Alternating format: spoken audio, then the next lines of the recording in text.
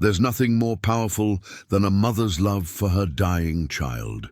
When all hope is gone, she'll walk into the devil's den itself if it means saving the little life she brought into this world. Sarah Mitchell faces this impossible choice. In the Colorado mountains of 1882, her son is burning with fever, and the only medicine that can save him lies with Caleb Stone, the feared mountain man who lives alone in the wilderness. Everyone says he's cruel and heartless.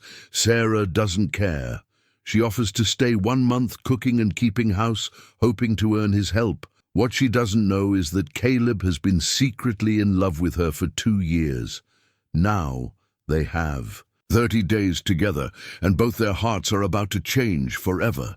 But will it be enough time to save her son? Before we jump back in, tell us where you're tuning in from. And if this story touches you, make sure you're subscribed, because tomorrow I've saved something extra special for you. The wooden horse lay forgotten beside Tommy's fevered form, its painted coat chipped from 2 years of loving play. Sarah Mitchell had carved it herself with her late husband's whittling knife, back when her hands weren't shaking with fear and her boys' laughter still filled their small cabin in Pine Ridge. Now those same hands smoothed damp hair from Tommy's burning forehead, and she wondered if she'd ever hear that sweet sound again. "Mama," Tommy whispered, his voice barely audible above the autumn wind rattling their thin walls. "It hurts." Sarah's heart clenched. 3 weeks had passed since the fever first took hold. 3 weeks of watching her 7-year-old son waste away despite every remedy she could afford. Dr. Henderson had tried his laudanum and his bleeding, but nothing worked. The fever burned through Tommy's small body like wildfire, and with each passing hour, more of her precious boy slipped away.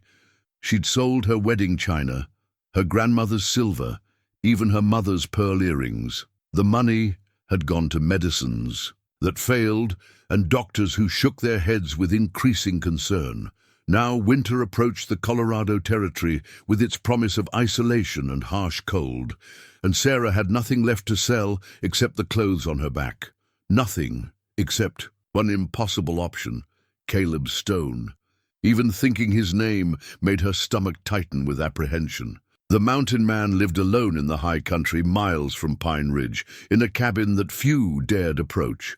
The stories told about him varied with each telling, but they all agreed on one thing: he was not a man to cross. Some said he'd been a soldier once, a scout who'd seen too much blood and turned his back on civilization. Others whispered he'd killed a man in Denver and fled to the mountains to escape the law.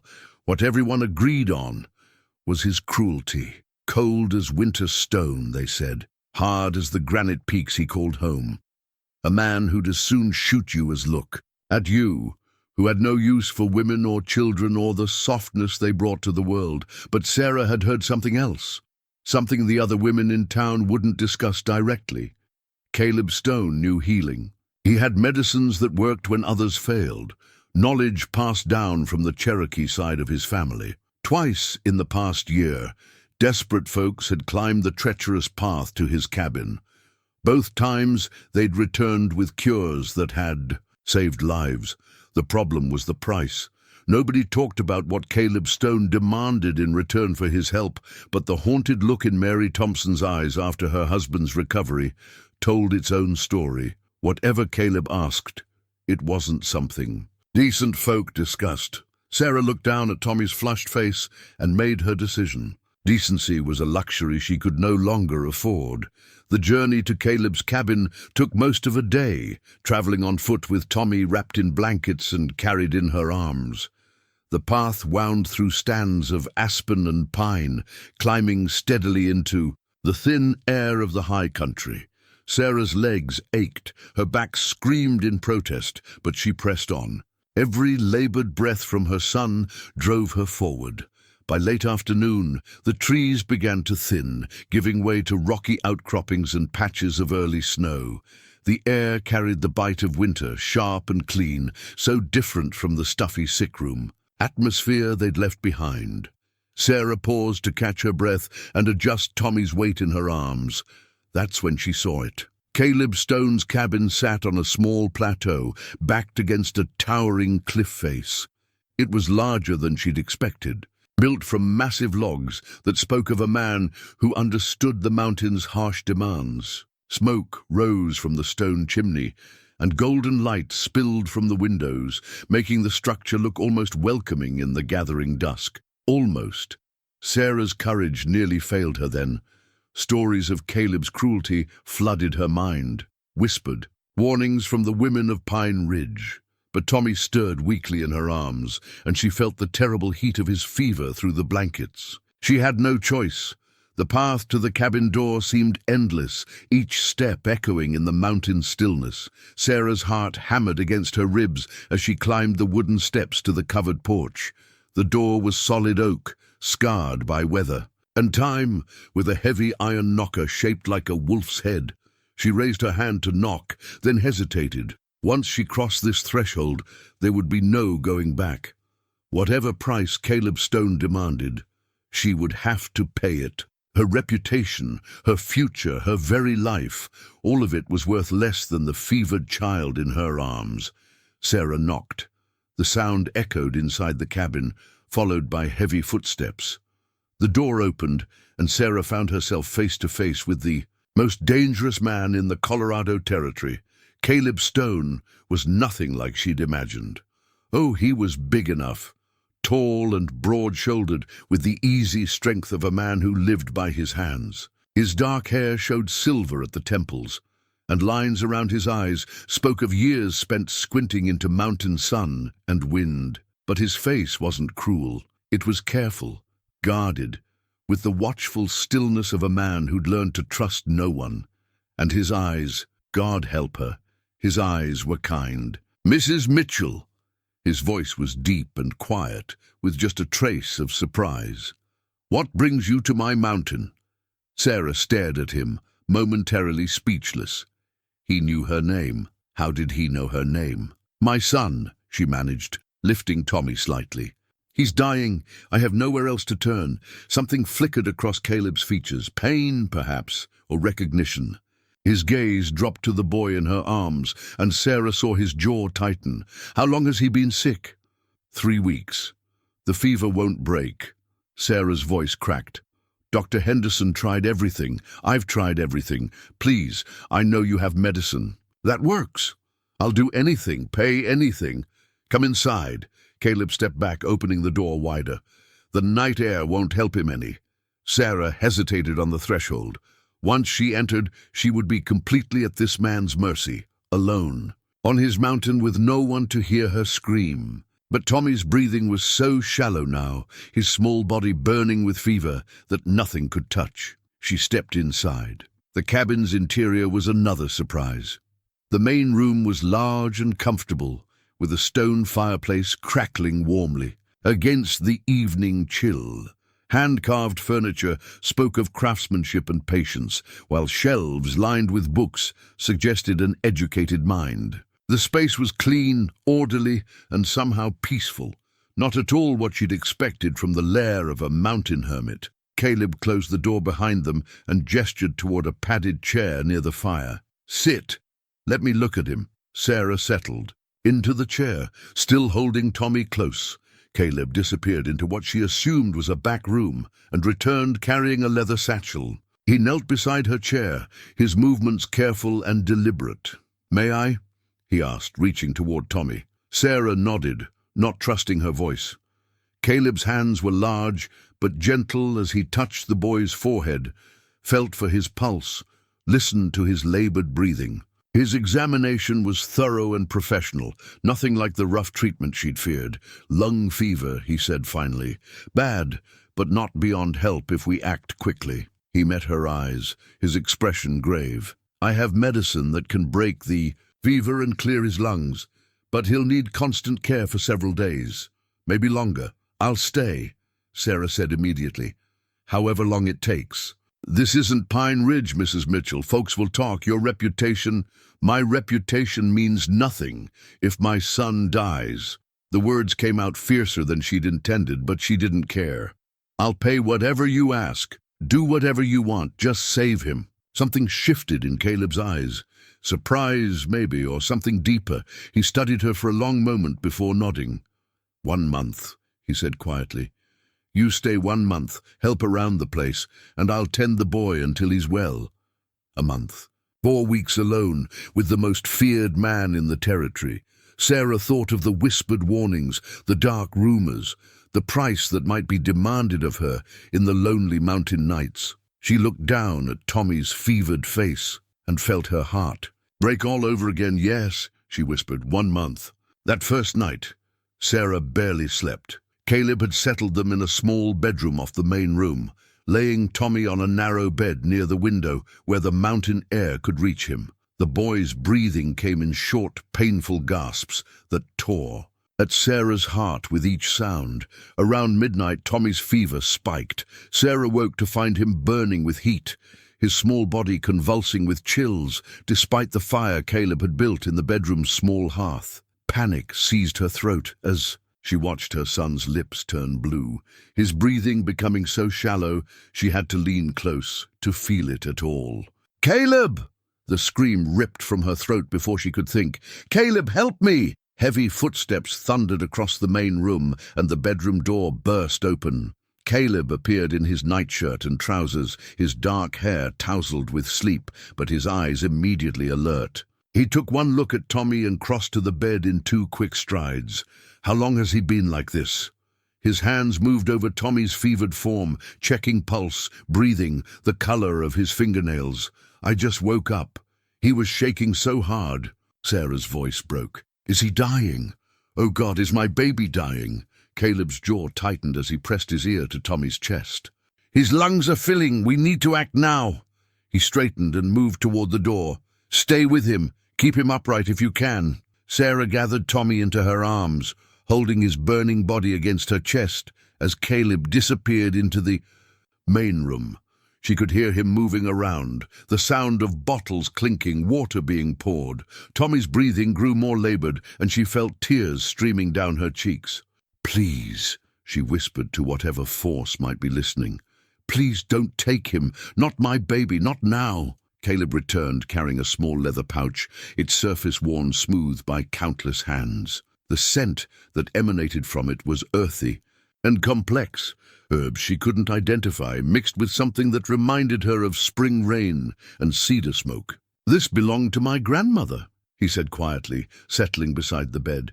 "She was Cherokee, taught me the old ways before the army took her people west." Sarah watched as he opened the pouch with reverent care. Inside were dozens of small compartments, each containing different herbs, roots, and powders. His hands moved with practiced precision, selecting pinches of this and that, combining them in a wooden bowl. "She used to say that healing wasn't just about the medicine," Caleb continued, his voice low and steady as he worked. "It was about intention, about pouring your heart into the cure along with the herbs." He added hot water from a kettle he'd brought, stirring the mixture until it formed a thin paste. The smell grew stronger, not unpleasant but wild and powerful, like the mountains themselves. "This will break the fever and open his lungs," Caleb said, meeting Sarah's eyes. "But I need you to trust me. Some of what I have to do might look frightening." Sarah looked down at Tommy's blue-tinged lips and nodded without hesitation. "Do whatever you need to do." Caleb began by rubbing the herbal paste on Tommy's chest, working it into the skin with gentle circular motions. Sarah felt her son's body respond almost immediately. His breathing eased slightly, and some of the terrible heat began to leave his forehead. Next, Caleb took a small clay pipe from his pouch and packed it with dried leaves. He lit it with a coal from the fire and began to blow the fragrant smoke over Tommy's face and chest. The boy stirred, coughing weakly but breathing deeper than he had in hours. "The smoke opens the passages," Caleb explained. "Helps clear what's blocking his lungs." Sarah watched in amazement as color slowly returned to her son's face. The terrible rattling in his chest began to ease, and his breathing became more regular. After what felt like hours but was probably only minutes, Tommy's eyes fluttered open. "Mama?" His voice was barely a whisper, but it was the most beautiful sound Sarah had ever heard. "I'm here, baby." She smoothed his damp hair back from his forehead. "I'm right here." Tommy's gaze shifted to Caleb, who was carefully packing away his grandmother's medicine pouch. "Who's that?" "This is Mr. Stone," Sarah said softly. "He's helping you get better." Tommy studied Caleb with the solemn intensity that only sick children possess. "Are you a doctor?" Caleb's expression softened in a way that transformed his entire face. "Something like that, son. How do you feel?" "Better." Tommy's voice was still weak, but he managed a small smile. "The bad dreams stopped." "Good." Caleb stood and moved toward the door. "You need to rest now, drink plenty of water and sleep as much as you can." "Mr. Stone," Tommy called softly. Caleb paused in the doorway. "Yes, thank you." For a moment, Sarah saw something raw and vulnerable cross Caleb's features, a glimpse of the man behind the mountain hermit's mask. Then he nodded once and disappeared into the main room, leaving Sarah alone with her son. She held Tommy close as he drifted back to sleep, his breathing now steady and peaceful. The crisis had passed, but the events of the night had shaken something loose inside her chest. The man who had just saved her son's life bore no resemblance to the cruel mountain hermit of local legend. Caleb Stone was gentle, knowledgeable, and when he'd looked at Tommy with such tender concern, Sarah had seen something that made her heart skip in a way that had nothing to do with fear. The next morning, Tommy woke hungry for the first time in weeks. Sarah found Caleb in the kitchen, stirring a pot of something that smelled like heaven itself. He glanced up as she entered, his expression carefully neutral. "How is he?" "Better. Much better." Sarah settled at the rough wooden table, suddenly, aware of how she must look after the long night. "I don't know how to thank you." "No need." Caleb ladled soup into 3 bowls. "He's got good healing ahead of him, but the worst is past." Sarah accepted the bowl he offered, inhaling the rich scent of herbs and vegetables. "This smells wonderful. I didn't realize you could cook." Something that might have been amusement flickered across his features. "A man learns to take care of himself up here, either that or starve." The soup was delicious, far better than anything Sarah had managed in her own kitchen. As they ate in comfortable silence, she found herself stealing glances at her host. Everything about Caleb Stone contradicted the stories told in Pine Ridge.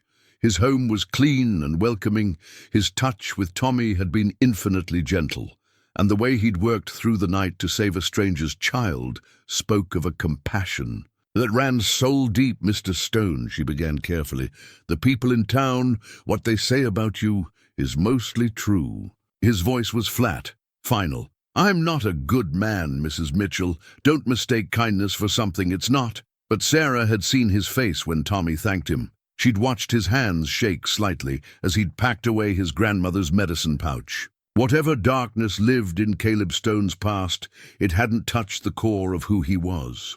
"I think you're wrong," she said quietly. Caleb's spoon paused halfway to his mouth. His dark eyes met hers across the table, and for a moment, the careful walls he'd built around himself seemed to crack. Then Tommy called from the bedroom, asking for water, and the moment passed. But as Sarah rose to tend to her son, she caught something in Caleb's expression that made her breath catch. He was looking at her like she was something precious, something he'd thought about for a very long time. The realization should have frightened her.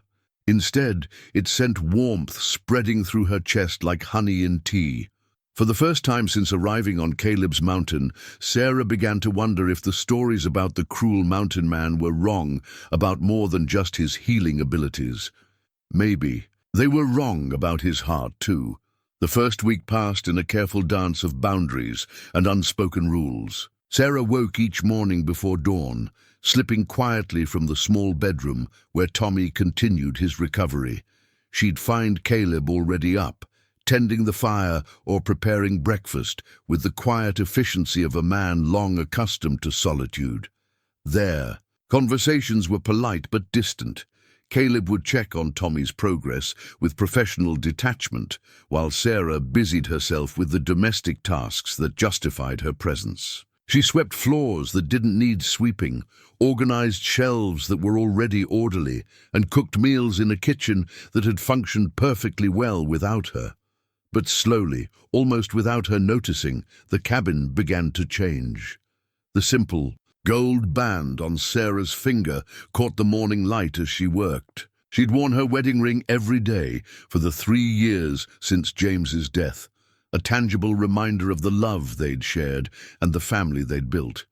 Lately, though, she'd caught herself twisting it when nervous, sliding it up and down her finger as if testing its weight. This morning, as she kneaded bread dough at Caleb's kitchen table, she found herself considering the unthinkable. The ring would fetch enough money to repay Caleb for Tommy's medicine, maybe even leave something extra for winter supplies. James would have understood, would have insisted she do whatever was necessary to care for their son, but the thought of removing it felt like betraying more than just James's memory. It felt like admitting that part of her life was truly over. "You don't have to do that." Sarah looked up to find Caleb standing in the kitchen doorway, his dark eyes fixed on her hands. She realized she'd been staring at her wedding ring, lost in thought. "Do what?" "Work so hard to earn your keep." He moved to the coffee pot, pouring himself a cup with deliberate care. The boy needed help. That was reason enough. "The agreement was 1 month of service," Sarah said, returning to her bread kneading with perhaps more force than necessary. "I intend to honor it." Sarah. The sound of her first name on his lips made her hands still. He'd been so careful to call her Mrs. Mitchell, maintaining the proper distance between them. Hearing him say her name felt intimate in a way that made her cheeks warm. "You've already transformed this place in a week," Caleb continued, his voice carefully neutral. "The cabin hasn't felt this much like a home since—" He stopped abruptly, as if realizing he'd said too much. Sarah dusted flour from her hands and turned to face him. "Since when?" But Caleb had already retreated behind his walls.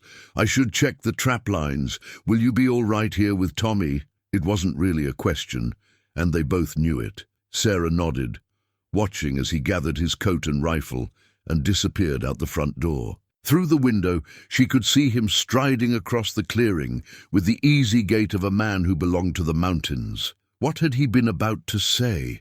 Since when hadn't the cabin felt like a home? "Mama?" Tommy's voice called from the bedroom, interrupting her thoughts. Sarah found her son sitting up in bed, color in his cheeks for the first time in weeks. His recovery had been remarkable, Caleb's medicines working with a speed that seemed almost miraculous. But it was more than the herbs that was healing Tommy. It was the mountain air, the peaceful quiet, and the gentle attention of a man who seemed to genuinely care about his welfare. "How are you feeling, sweetheart?" "Much better. Can I get up?" "On today," Mr. Stone said, "maybe I could help him with his wood carving." Sarah settled on the edge of the bed, smoothing Tommy's hair. "Wood carving.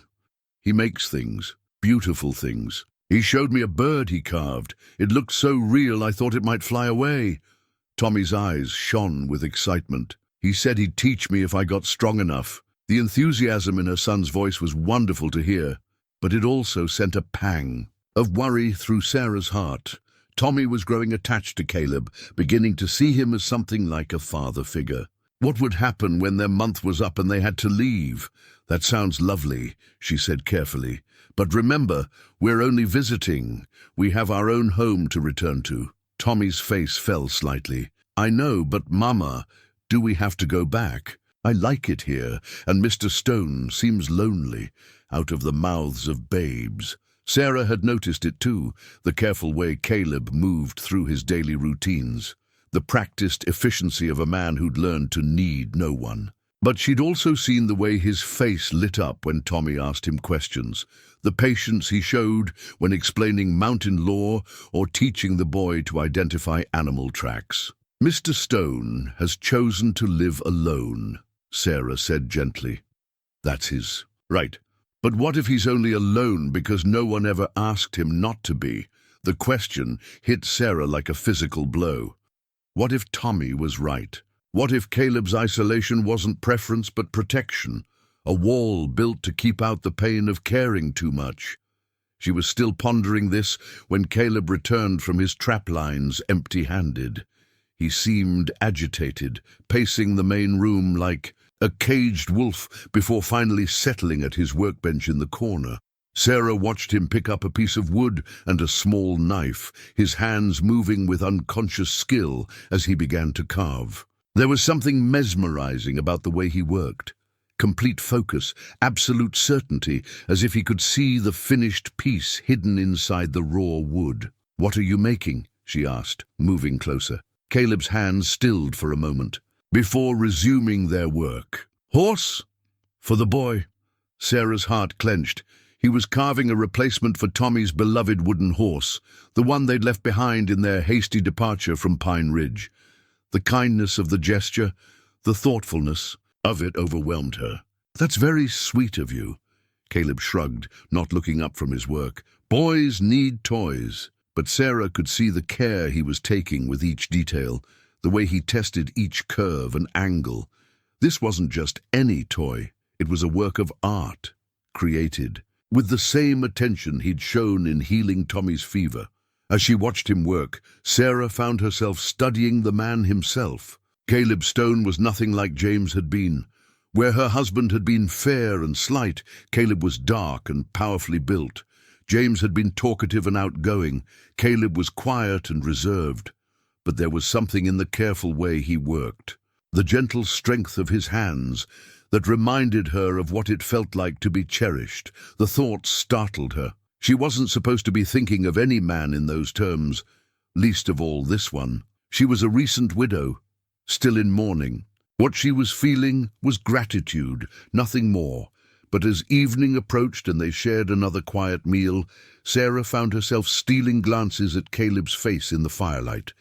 There was something compelling about his features, the strong jaw, the intelligent eyes, the way his expression softened when he looked at Tommy. More than once she caught him watching her in return. Their eyes would meet across the table, and Sarah would feel her breath catch at the intensity of his gaze. Then one of them would look away, and the moment would pass, leaving only the crackle of the fire and Tommy's innocent chatter to fill the silence. That night, as Sarah tucked Tommy into bed, her son surprised her with a question. "Mama, do you think Mr. Stone is lonely?" Sarah glanced toward the main room, where Caleb sat reading by the firelight. "I think he's chosen his life, sweetheart, but that doesn't mean he likes it." Tommy's voice was drowsy but thoughtful. "Sometimes people choose things because they think they have to, not because they want to."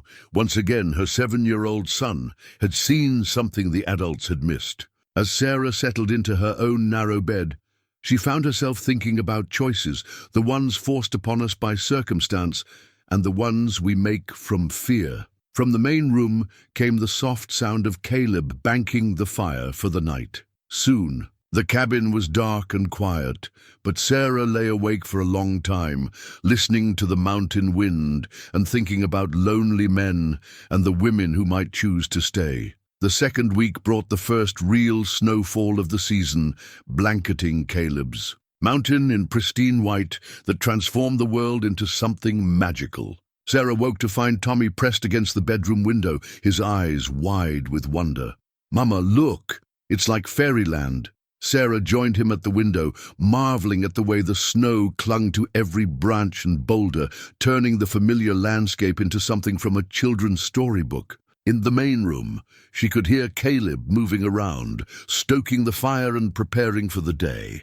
When they emerged from the bedroom, they found him sitting at the kitchen table with a leather-bound journal open before him. He looked up as they approached, and Sarah was surprised to see him quickly close the book. "Morning," he said, standing to pour coffee. "Storm should pass by noon. Good day for staying inside." Tommy had made remarkable progress in his recovery. The boy who'd been at death's door just 2 weeks ago was now bright-eyed and energetic, eager to explore his new surroundings. Sarah had been letting him venture outside for short periods, always under Caleb's watchful eye. "Can I help you with something today, Mr. Stone?" Tommy asked eagerly. "Mama says I'm strong enough for light work." Caleb glanced at Sarah, who nodded encouragingly.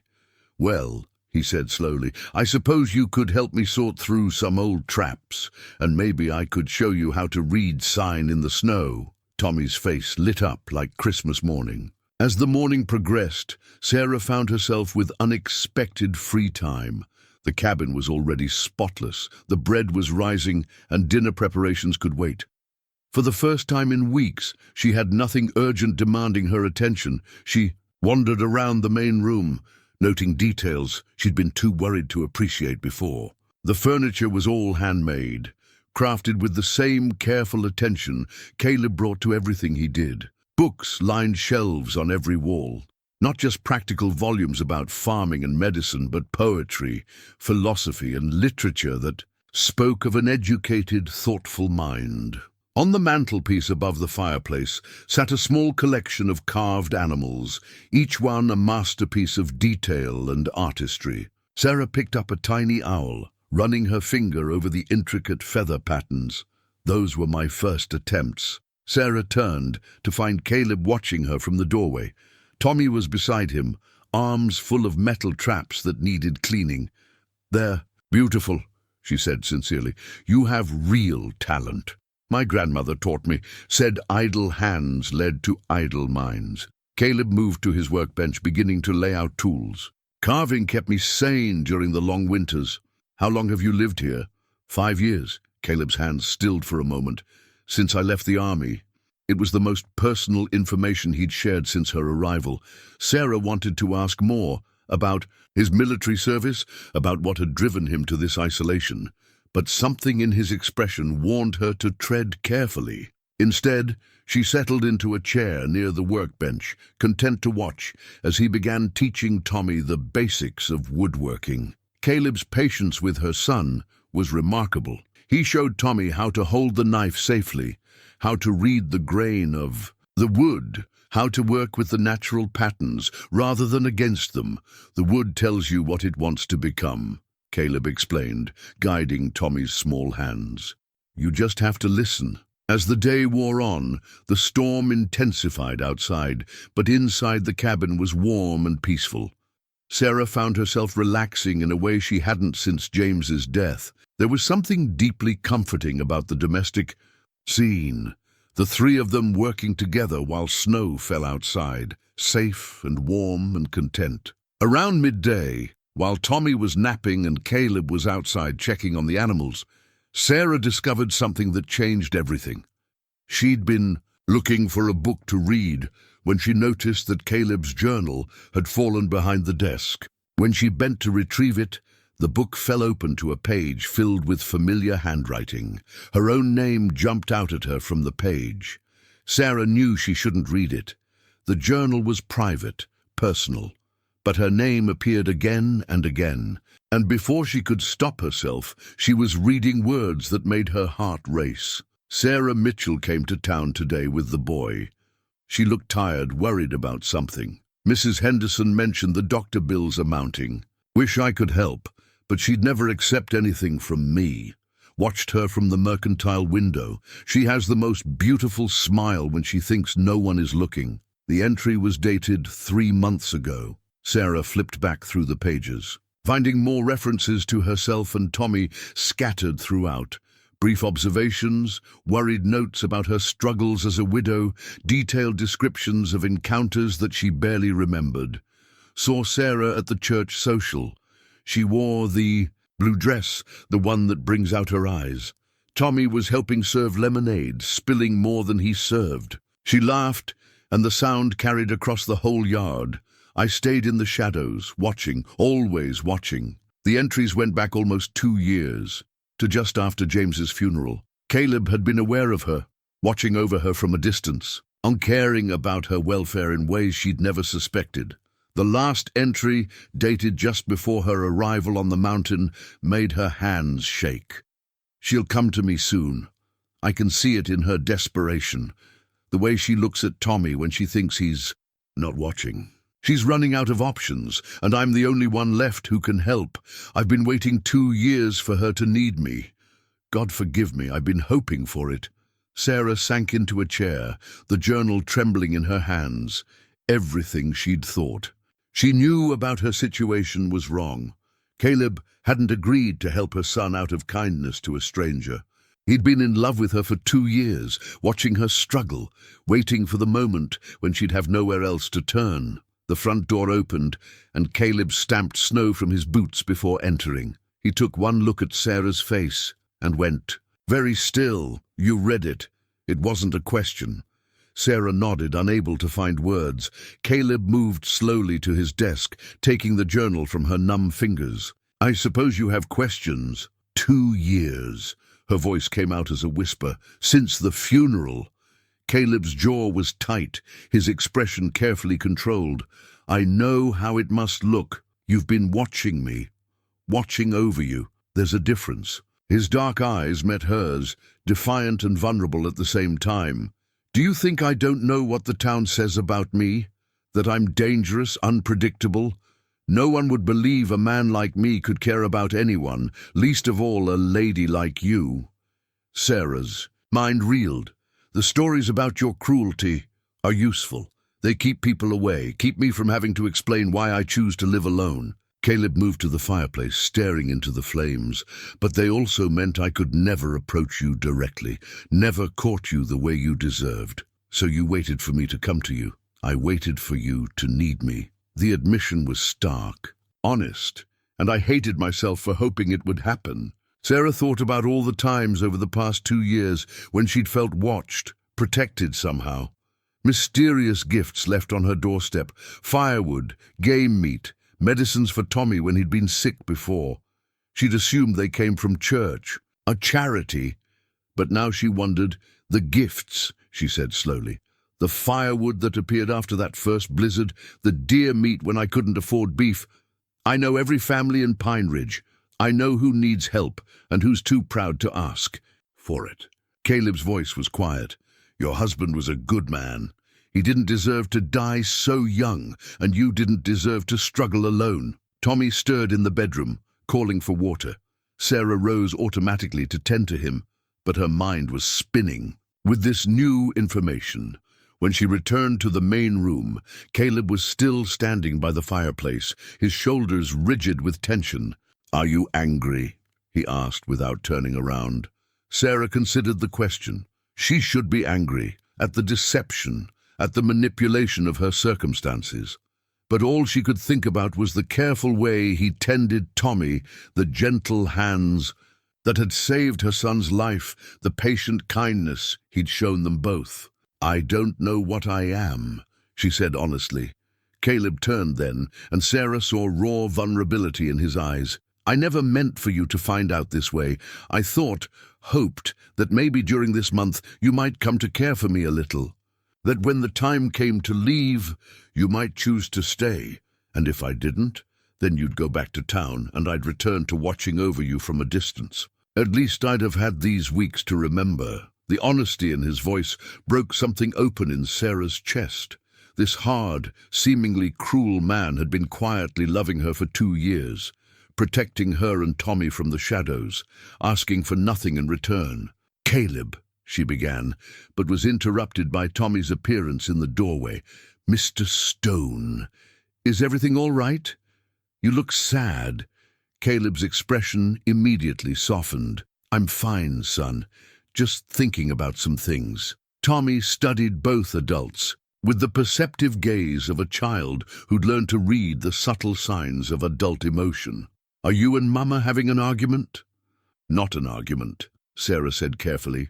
"Just a conversation about grown-up things." "Oh." Tommy seemed to accept this explanation. "Can we work on the horse some more? I think I'm getting the hang of it." As Caleb moved to help Tommy with his carving, Sarah watched the easy interaction between them. Her son had never known his father. James had died when Tommy was barely 5. But here was a man who could teach him things, guide him, love him like a father should. The question was, could she love the man who'd been silently loving her all along? The 3rd week brought a comfortable routine that felt dangerously like family life. Sarah would wake to find Caleb already tending the fire, coffee brewing on the stove.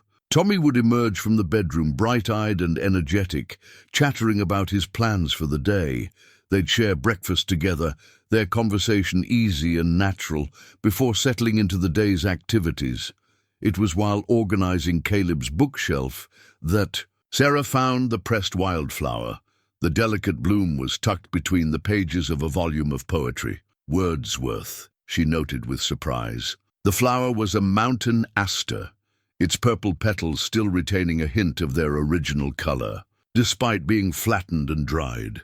It had been placed with such care that it hadn't crumbled, preserved like a precious memory. Sarah knew that flower. She remembered picking it during one of her rare walks to the edge of town, Tommy playing nearby, while she gathered herbs for tea. It had been a perfect autumn day, the kind that made her feel briefly content despite her worries. She tucked the flower behind her ear, enjoying its simple beauty.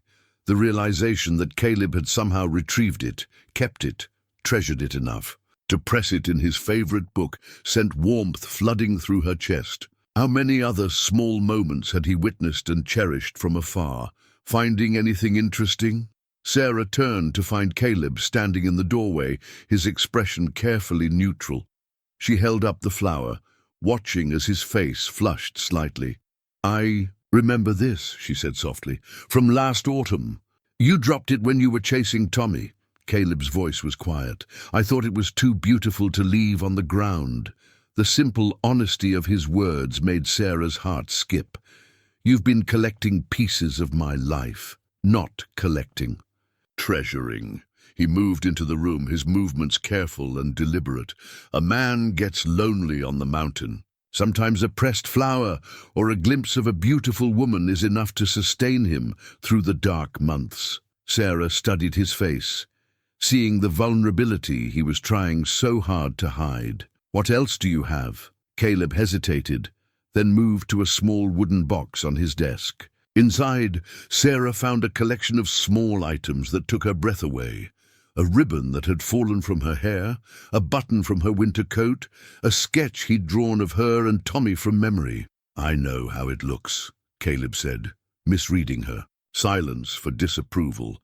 "I know it's not normal keeping these things." "It's romantic," Sarah interrupted, surprising them both. "Foolishly, impossibly romantic." Hope flickered in Caleb's dark eyes. "Sarah!" A sharp knock at the front door cut off whatever he'd been about to say. They both froze, staring at each other in alarm. No one came to Caleb's mountain uninvited, especially not in winter. Caleb moved to the window, peering through the curtain before his expression hardened. "It's a delegation from town. 5 men." Sarah's blood turned to ice. "What do they want?" "I can guess." Caleb's jaw was tight with anger. "Stay here with Tommy. Don't come out no matter what you hear." But Sarah was already moving toward the door. "This is about me being here, isn't it? About my reputation?"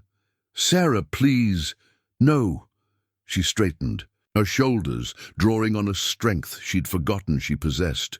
"I won't hide while men decide my fate for me." The knock came again, more insistent this time. Caleb shot her one last warning look before opening the door. 5 men stood on the porch, their faces grim with righteous indignation. Sarah recognized them all: Reverend Phillips from the church, Mayor Dawson, Sheriff Coleman, and 2 of the town's most prominent businessmen. Their presence on Caleb's mountain could mean only one thing. "Gentlemen," Caleb said, his voice carefully controlled, "what brings you up here in this weather?" Reverend Phillips stepped forward, his thin face pinched with disapproval. "You know why we're here, Stone. The whole town's talking about Mrs. Mitchell's situation." "What situation would that be?" Caleb's tone was dangerously quiet. "Don't play innocent," Mayor Dawson blustered. "A decent widow woman living alone with an unmarried man. It's scandalous. Think of what this is teaching the children." Sarah stepped into view, lifting her chin defiantly. "Gentlemen, I'm surprised to see you've made such a difficult journey just to discuss my living arrangements." Sheriff Coleman removed his hat, his expression apologetic but firm. "Mrs. Mitchell, we're concerned about your welfare and your reputation. This situation, it's not proper for a lady." "My son was dying," Sarah said flatly. "Mr. Stone saved his life. I'm working to repay that debt." There are other ways to show gratitude, Reverend Phillips said severely. Ways that don't compromise your moral standing in the community. My moral standing? Sarah felt anger rising in her chest like a tide. Where was the community's concern for my moral standing when I was struggling to pay Tommy's medical bills, when I was selling my possessions to keep food on the table? Now see here, Mayor Dawson began. No, you see here. Sarah stepped forward, her voice gaining strength. Mr. Stone has been nothing but honorable in his treatment of my son and myself. He's shown more Christian charity than any of you, and he's never once made me feel ashamed or unwelcome. She was aware of Caleb standing behind her, silent but solid as a mountain. His presence gave her courage to continue. If my reputation is ruined by accepting help when my child was dying, then perhaps the problem isn't with my choices, but with a community that would rather see a boy die than risk gossip. The men shifted uncomfortably, but Reverend Phillips pressed on. Nevertheless, the situation cannot continue. We've come to escort you back to town, where proper arrangements can be made for your welfare. What arrangements? Sarah demanded. Mr. Henderson has offered to take you on as a housekeeper, Sheriff Coleman said. It's respectable work, and you'd have a roof over your heads. Sarah's heart sank. Mr. Henderson was a widower in his 60s with a reputation for being demanding and miserly. Working for him would mean virtual servitude. Long hours, minimal pay, and constant supervision. It was barely a step above the poorhouse. And if I refuse? The men exchanged glances. Mrs. Mitchell, Reverend Phillips said carefully, the church board has discussed your situation at length. If you insist on continuing this arrangement, we'll have no choice but to formally censure you. You'd be barred from church services, excluded from community activities. Think of what that would mean for your son's future. The threat hit Sarah like a physical blow. In a small town like Pine Ridge, social ostracism meant complete isolation. Tommy would grow up branded as the son of a fallen woman, denied friends, education, opportunities. Everything she'd fought to preserve for him would be destroyed. You bastards! The quiet words came from Caleb, spoken with such controlled fury that the men on the porch took a collective step backward. Sarah had never heard him use profanity before, and the shock of it, along with the protective rage in his voice, sent shivers down her spine. What did you say? Mayor Dawson sputtered. I said you're bastards, Caleb repeated, moving to stand beside Sarah. Coming up here with your threats and your righteous indignation, using a child as leverage to get what you want. Now look here, Stone. No, you look. Caleb's voice was deadly quiet. Mrs. Mitchell came to me with a dying child. I helped because it was the right thing to do. She stayed to work off her debt, which is her right as a free woman. If you have a problem with that arrangement, you can take it up with me directly. You threatening us? Sheriff Coleman's hand moved toward his gun. Caleb smiled, and it wasn't a pleasant expression. I'm informing you that Mrs. Mitchell is under my protection. Anyone who wants to harm her or her son will have to go through me first. The silence that followed was electric with tension. Sarah could feel the barely leashed violence in Caleb's stance, the predatory stillness of a man who'd been pushed too far. For the first time since she'd known him, she could see the dangerous reputation that had preceded him. This isn't over, Reverend Phillips said finally. The church board won't stand for this defiance of moral law. Then perhaps the church board should examine its own morality, Sarah said quietly. A religion that would condemn charity and punish compassion isn't worth following. The words hung in the air like a challenge. The men on the porch looked shocked. They'd clearly expected Sarah to meekly accept their ultimatum. Instead, she'd chosen to stand with the mountain man they all feared. You have 1 week, Mayor Dawson said finally. 1 week to come to your senses and return to town voluntarily. After that, we'll be forced to take more drastic measures. What measures? Caleb asked softly, but the men were already turning away. Unwilling to specify their threats in the face of his quiet menace, they mounted their horses and rode down the mountain path, leaving Sarah and Caleb standing on the porch in the gathering dusk. "I'm sorry," Sarah said when they were gone. "I've brought this trouble to your doorstep." "You've brought nothing but light to this mountain," Caleb replied. "Don't apologize for their small-mindedness." Tommy appeared in the doorway, having heard the entire confrontation from the bedroom. "Mama, are we in trouble?" Sarah knelt to embrace her son, drawing strength from his warm weight against her chest. "No, sweetheart, we're exactly where we need to be." But even as she spoke the words, Sarah felt the walls closing in around them. The town had made its position clear: conform or be destroyed.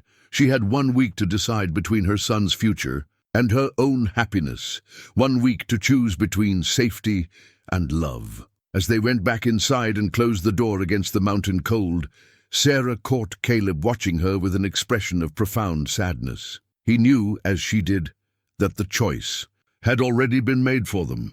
No matter what her heart wanted, she couldn't sacrifice Tommy's future for her own desires. The pressed wildflower in her hand seemed to mock her with its fragile beauty, a symbol of something precious that was already fading away. The 4th week began with a heaviness that seemed to settle over the cabin like mountain fog.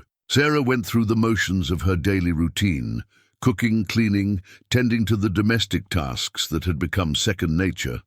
But her heart wasn't in it.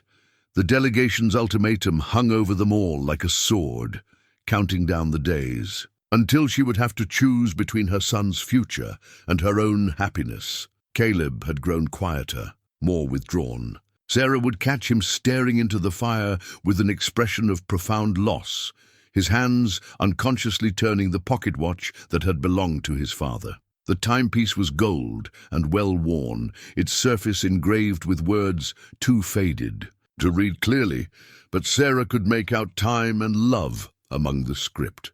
"It was my father's wedding gift to my mother," Caleb said one evening, noticing her attention to the watch. He told her that time was the most precious thing he could give her, all his days, all his years, shared with the woman he loved. Sarah looked up from her mending. "What happened to them?" "Cholera when I was 16. They died within hours of each other." Caleb's thumb traced the watch's surface. "My father went first. My mother held this watch to her chest and said she was going to follow him. She died that same night." "I'm sorry," Sarah said softly. "That must have been terrible for you." "It was, but also beautiful in a way." Caleb met her eyes across the fire. "They loved each other so completely that neither could bear to exist without the other.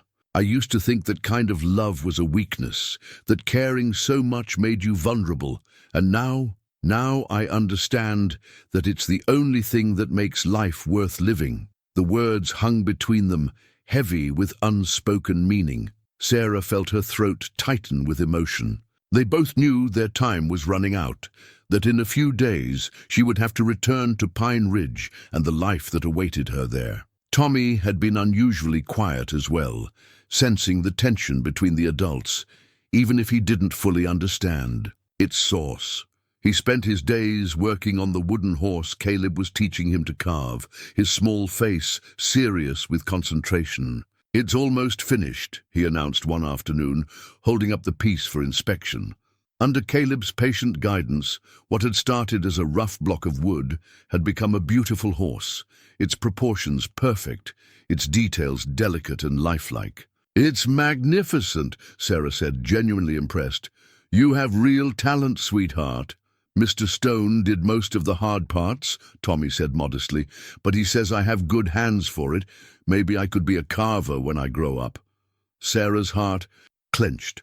In a week they would be back in Pine Ridge, where Tommy would be expected to learn respectable trades like farming or clerking. The artistic pursuits that brought him such joy would be dismissed as impractical, even inappropriate for a boy from their social class. "Perhaps," she said carefully, "we'll see what opportunities are available."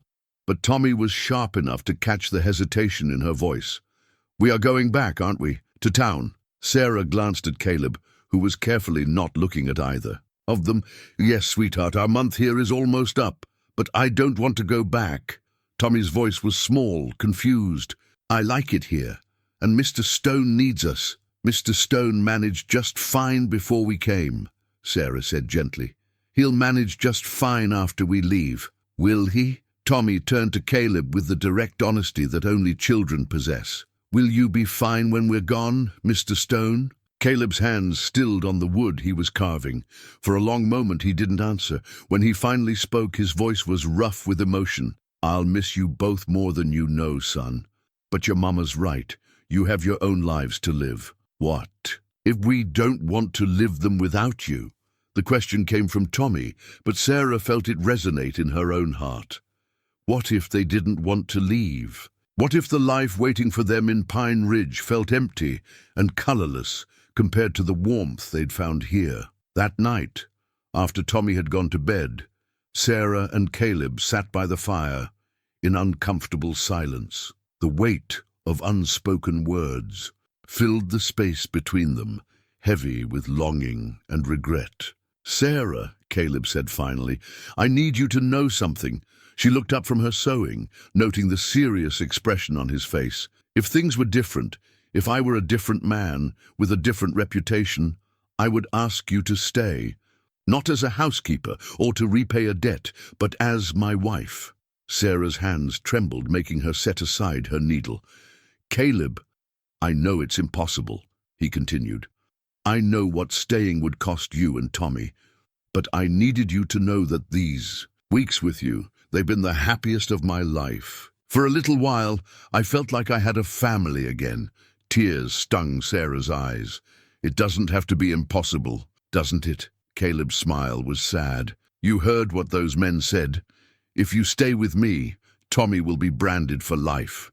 He'll grow up as the bastard son of a fallen woman and a mountain hermit. Is that what you want for him? Sarah's heart broke a little more with each word, because he was right. Staying would destroy Tommy's chances for a normal life. The boy she loved more than her own existence would pay the price for her selfish desires. No, she whispered. It's not. Then we both know what has to happen. They sat in silence after that, watching the fire burn lower as the night deepened. Sarah memorized every detail of the moment. The way the firelight played across Caleb's features, the sound of his breathing, the warmth of his presence beside her. In 3 days, it would all be memory. The next morning brought an unexpected visitor, but not the kind they'd been dreading. A young man appeared at their door, well-dressed and confident, with the kind of polished appearance that spoke of city education and social standing. Mrs. Mitchell? He removed his hat politely. My name is Robert Fairfield. I've come from Pine Ridge to speak with you. Sarah's blood turned cold. She recognized the name. Robert Fairfield had been courting her before James's death and had resumed his attentions after what he considered an appropriate mourning period. She'd rebuffed his advances repeatedly, but apparently he hadn't taken the hint. Mr. Fairfield, she said coolly, this is unexpected. Indeed. When I heard about your situation, I felt compelled to offer my assistance. His gaze flicked dismissively over Caleb, who had appeared in the doorway behind Sarah. Surely you can see that this arrangement is untenable for a lady of your standing. My standing? Sarah felt anger rising in her chest. And what standing would that be? Come now, Sarah. May I call you Sarah? You're an educated woman from a good family. This temporary madness can be forgiven, but only if you end it immediately. Robert's smile was patronizing, confident. I'm prepared to offer you marriage to restore your reputation and provide a stable home for your son. How generous, Sarah said flatly. I think so. Despite your recent lapse in judgment, I'm willing to overlook this unfortunate episode. We could be married within the month, and I assure you that your current circumstances would never be mentioned again. Behind her, Sarah could feel Caleb's tension like a physical force. She could imagine what it was costing him to remain silent. While another man casually discussed claiming his woman because that's what she was, Sarah realized. Somewhere during the past month, without fanfare or formal declaration, she had become Caleb's woman just as surely as he had become her man. Mr. "Bearfield," she said carefully, "while I appreciate your concern, I'm afraid I must decline your generous offer." Robert's confident smile faltered. "I beg your pardon." I said no. Sarah lifted her chin, drawing strength from Caleb's silent support. "I have no desire to marry you, now or ever. But surely you can see, your reputation is already damaged. Without my protection, you'll be ruined completely." Robert's voice took on a wheedling tone. "Think of your son, if not yourself. What kind of future can he have as the child of a fallen woman?" The words hit their mark, and Sarah felt her resolve waver, because wasn't that exactly what she'd been telling herself? That Tommy's future was worth more than her own happiness? "Mrs. Mitchell doesn't need your protection," Caleb said quietly from behind her. "She has mine." Robert's face flushed with anger. "And what exactly are you offering her, Stone? Marriage, respectability, or just the same arrangement she has now, with all the shame and none of the security?" The question hung in the air like a challenge. Sarah held her breath, waiting for Caleb's answer, an answer that would determine the course of all their lives. Robert's challenge hung in the mountain air like gunpowder waiting for a spark. Sarah felt her heart hammering against her ribs as she waited for Caleb's response. A response that would either save them or destroy any hope they might have had. But before Caleb could speak, Tommy came running from the bedroom, clutching something in his small hands. He'd been unusually quiet during Robert's visit, and Sarah had assumed he was working on his carving project. Now she saw what had actually captured his attention. "Mama," Tommy said breathlessly, "I found these in Mr. Stone's desk. He said I could get paper to draw on, but these letters, they all have your name on them." Sarah's world tilted on its axis. In Tommy's hands was a bundle of letters tied with a faded blue ribbon, dozens of them, all addressed to her in Caleb's careful handwriting.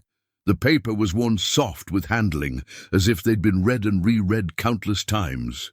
"Tommy, you shouldn't," Sarah began, but Caleb's voice cut her off. "It's all right." His face had gone pale, but his voice was steady. "She has a right to see them." Robert stepped closer, his expression curious and somehow predatory. "What? Letters?" Sarah took the bundle from Tommy with trembling hands. The top envelope was addressed simply to Mrs. Sarah Mitchell in Caleb's precise script. There was no postmark. These letters had never been sent. "Go ahead," Caleb said quietly. "Read them." With shaking fingers, Sarah opened the first letter.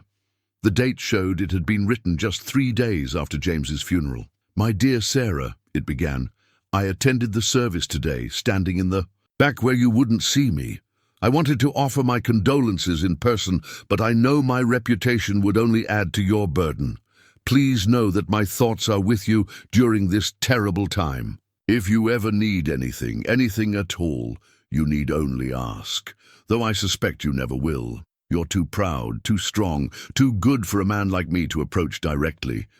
So I'll watch from afar and hope that someday circumstances might allow me to help you in the way you deserve.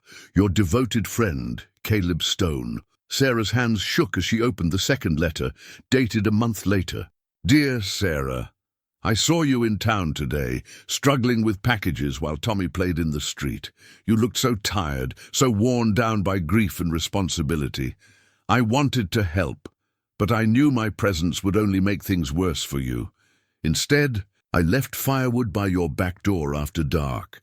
I hope you'll accept it as a gift from a concerned neighbor, not knowing its true source. I dream of the day when I can care for you openly, when I can take those burdens from your shoulders and see you smile again. Until then, I remain your secret guardian. All my love, Caleb." "Sarah," Robert said sharply, "surely you're not going to stand there reading love letters from this mountain hermit in front of your son?" "Be quiet," Sarah said without looking up, her voice carrying an authority that made Robert step back. In surprise, she was already opening the third letter, then the fourth, discovering a chronicle of 2 years' worth of secret devotion. Letter after letter revealed the depth of Caleb's feelings, his careful observations of her daily life, his anguish at watching her struggle while knowing he couldn't openly help. He wrote about Tommy's growth, about Sarah's strength in the face of adversity, about his desperate hope that someday she might look at him with something other than fear. November 15th, 1881. Sarah smiled at Mrs. Peterson's baby today in the Mercantile. The sight of her with that child nearly broke my heart. She should have more children, should have a house full of laughter and love. I would give her that if I could. Give her everything she's ever wanted, but I'm a fool to dream such things. March 3rd, 1882. Tommy fell from the old oak tree behind the church today. Sarah was beside herself with worry until Dr. Henderson pronounced him fine. I was watching from the hill, ready to ride down if the boy was seriously hurt. I would have faced the whole town to help her, reputation be damned. Thankfully, it wasn't necessary, but seeing her fear reminded me that she faces these moments alone, with no one to share her burdens. How I wish I could change that. August 20th, 1882. The drought is affecting everyone, but Sarah's garden has failed completely. I saw her counting coins at the Mercantile, trying to decide between flour and sugar. Tonight I'll leave vegetables from my garden by her door. She'll think they came from the church charity, but at least she and Tommy will eat well. If only I could provide for them openly, proudly, the way a man should care for his family. Tears streamed down Sarah's face as she read letter after letter, chronicling a love so deep, so selfless, that it took her breath away. Caleb had been watching over her for 2 years, protecting her from the shadows, asking for nothing in return except the privilege of caring about her welfare. The final letter was dated just 1 week before her arrival on the mountain. My beloved. Sarah, I know you'll never read these words, but I had to write them anyway. Tommy's fever has returned, and I can see the desperation in your eyes when you think no one is watching. You're running out of options, running out of hope. Part of me, the selfish part, hopes you'll remember the rumors about my healing knowledge, hopes you'll be desperate enough to climb this mountain and ask for my help. It's wrong to want such a thing, wrong to hope for your desperation. But if it brings you to me, if it gives me the chance to save your son and prove my worth to you, then I'll accept the guilt gladly. I've loved you for 2 years, from a distance. Perhaps it's time to discover if you could ever love me in return. Forever yours, whether you know it or not, Caleb Stone. Sarah lowered the last letter, her vision blurred with tears. The entire story of their relationship had been rewritten in the space of a few minutes. Caleb hadn't agreed to help Tommy out of simple charity. He'd been desperately in love with her for 2 years, watching her struggle, longing to be part of her life. You wrote to me for 2 years, she whispered. I wrote to the woman I loved, Caleb corrected gently. Even if she never knew I existed, but I did know. Sarah looked up at him, seeing him clearly for the first time. I always felt watched, protected somehow. There were times when I'd look up at these mountains and feel not alone. I thought, I was imagining it. You weren't imagining anything. Caleb's voice was rough with emotion. Every day for 2 years I've thought about you, worried about you. Loved you from afar because I didn't dare hope you could care for a man like me. Robert had been listening to this exchange with growing outrage. This is absurd, he sputtered. Mrs. Mitchell, surely you can see that this man's obsession with you is unhealthy, possibly dangerous. The only thing unhealthy here is your assumption that you have any right to speak for me, Sarah said sharply. She turned back to Caleb, her heart pounding with sudden wild hope. 2 years! You've loved me for 2 years. Longer than that, if I'm honest. Caleb stepped closer, his dark eyes intense. I think I fell in love with you the first time I saw you in Pine Ridge, laughing with Tommy in the town square. You were wearing a yellow dress, and the sunlight caught in your hair like spun gold. I told myself it was just attraction, just a lonely man's foolish fancy. But then I kept watching, kept learning who you really were, and attraction became something deeper. Why didn't you tell me? Sarah's voice was barely a whisper. Because I know what I am, what I've done, what people say about me. Caleb's hands clenched at his sides. You deserved better than a broken-down soldier with blood on his hands and ghosts in his past. What if I don't care about your past? What if all I care about is the man who saved my son's life and loved me faithfully for 2 years without asking for anything in return? Hope flickered in Caleb's eyes, fragile as a candle flame in the wind. Sarah, this has gone far enough. Robert stepped between them, his face flushed with anger. Mrs. Mitchell, I demand that you stop this foolishness and return to town with me immediately. I'm offering you marriage, respectability, a secure future for your son. What is this man offering you? Love letters and mountain isolation? Sarah looked at Robert, really looked at him for the first time. He was handsome enough, well-educated, financially secure. Everything a practical woman should want in a husband. But his eyes were cold, calculating. He was offering her a transaction, not a partnership. Security in exchange for submission. Then she looked at Caleb, seeing past the rough exterior to the gentle soul beneath. Here was a man who had loved her selflessly for 2 years, who had cared for her son like his own, who had asked for nothing but the privilege of being near her. You're right, she said to Robert. You are offering me security and respectability.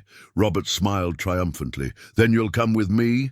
No. Sarah stepped closer to Caleb, feeling his warmth, his strength, his unwavering devotion. Because what Mr. Stone is offering me is something far more precious than security. And what's that? Robert sneered. Sarah smiled, feeling pieces of her heart that had been broken for so long, finally clicking back into place. He's offering me love. The word love hung in the mountain air like a prayer finally spoken aloud.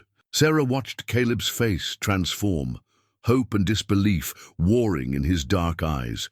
Behind them, Robert sputtered with indignation, but his protests faded to meaningless noise. The only thing that mattered was the man standing before her, the man who had loved her faithfully for 2 years without asking for anything in return. Sarah, Caleb said softly, her name a caress on his lips. Are you certain? Because once you say it, once you choose this path, there's no going back. The town will never accept us. Then we'll make our own acceptance. Sarah reached into her pocket, pulling out the small silver locket her mother had given her on her wedding day. Inside were tiny photographs of 3 generations of women in her family, her grandmother, her mother, and herself. My mother told me something before she died. She said that love was the only thing in life that truly mattered, and that I should never be afraid to choose it when it came. She opened the locket, looking down at her mother's gentle face. She loved my father desperately, married him against her parents' wishes because he was just a poor farmer's son. They were happy together for 30 years, even though society said she'd married beneath her station. What happened to them? Caleb asked gently. Influenza took them both when I was 19. But before she died, my mother made me promise that I would never settle for less than the kind of love she'd found with my father. Sarah closed the locket, holding it against her chest. I thought I'd found that with James, and I did love him. But it was a comfortable love, a practical love. This, what I feel for you, this is the kind of love my mother was talking about. Robert had been listening to this exchange with growing fury. This is madness, he exploded. Mrs. Mitchell, you're throwing away your future and your son's future for what? A mountain hermit with a criminal past? Criminal? Sarah turned to face Robert, her expression dangerous. What are you talking about? Oh, he didn't tell you? Robert's smile was nasty, triumphant.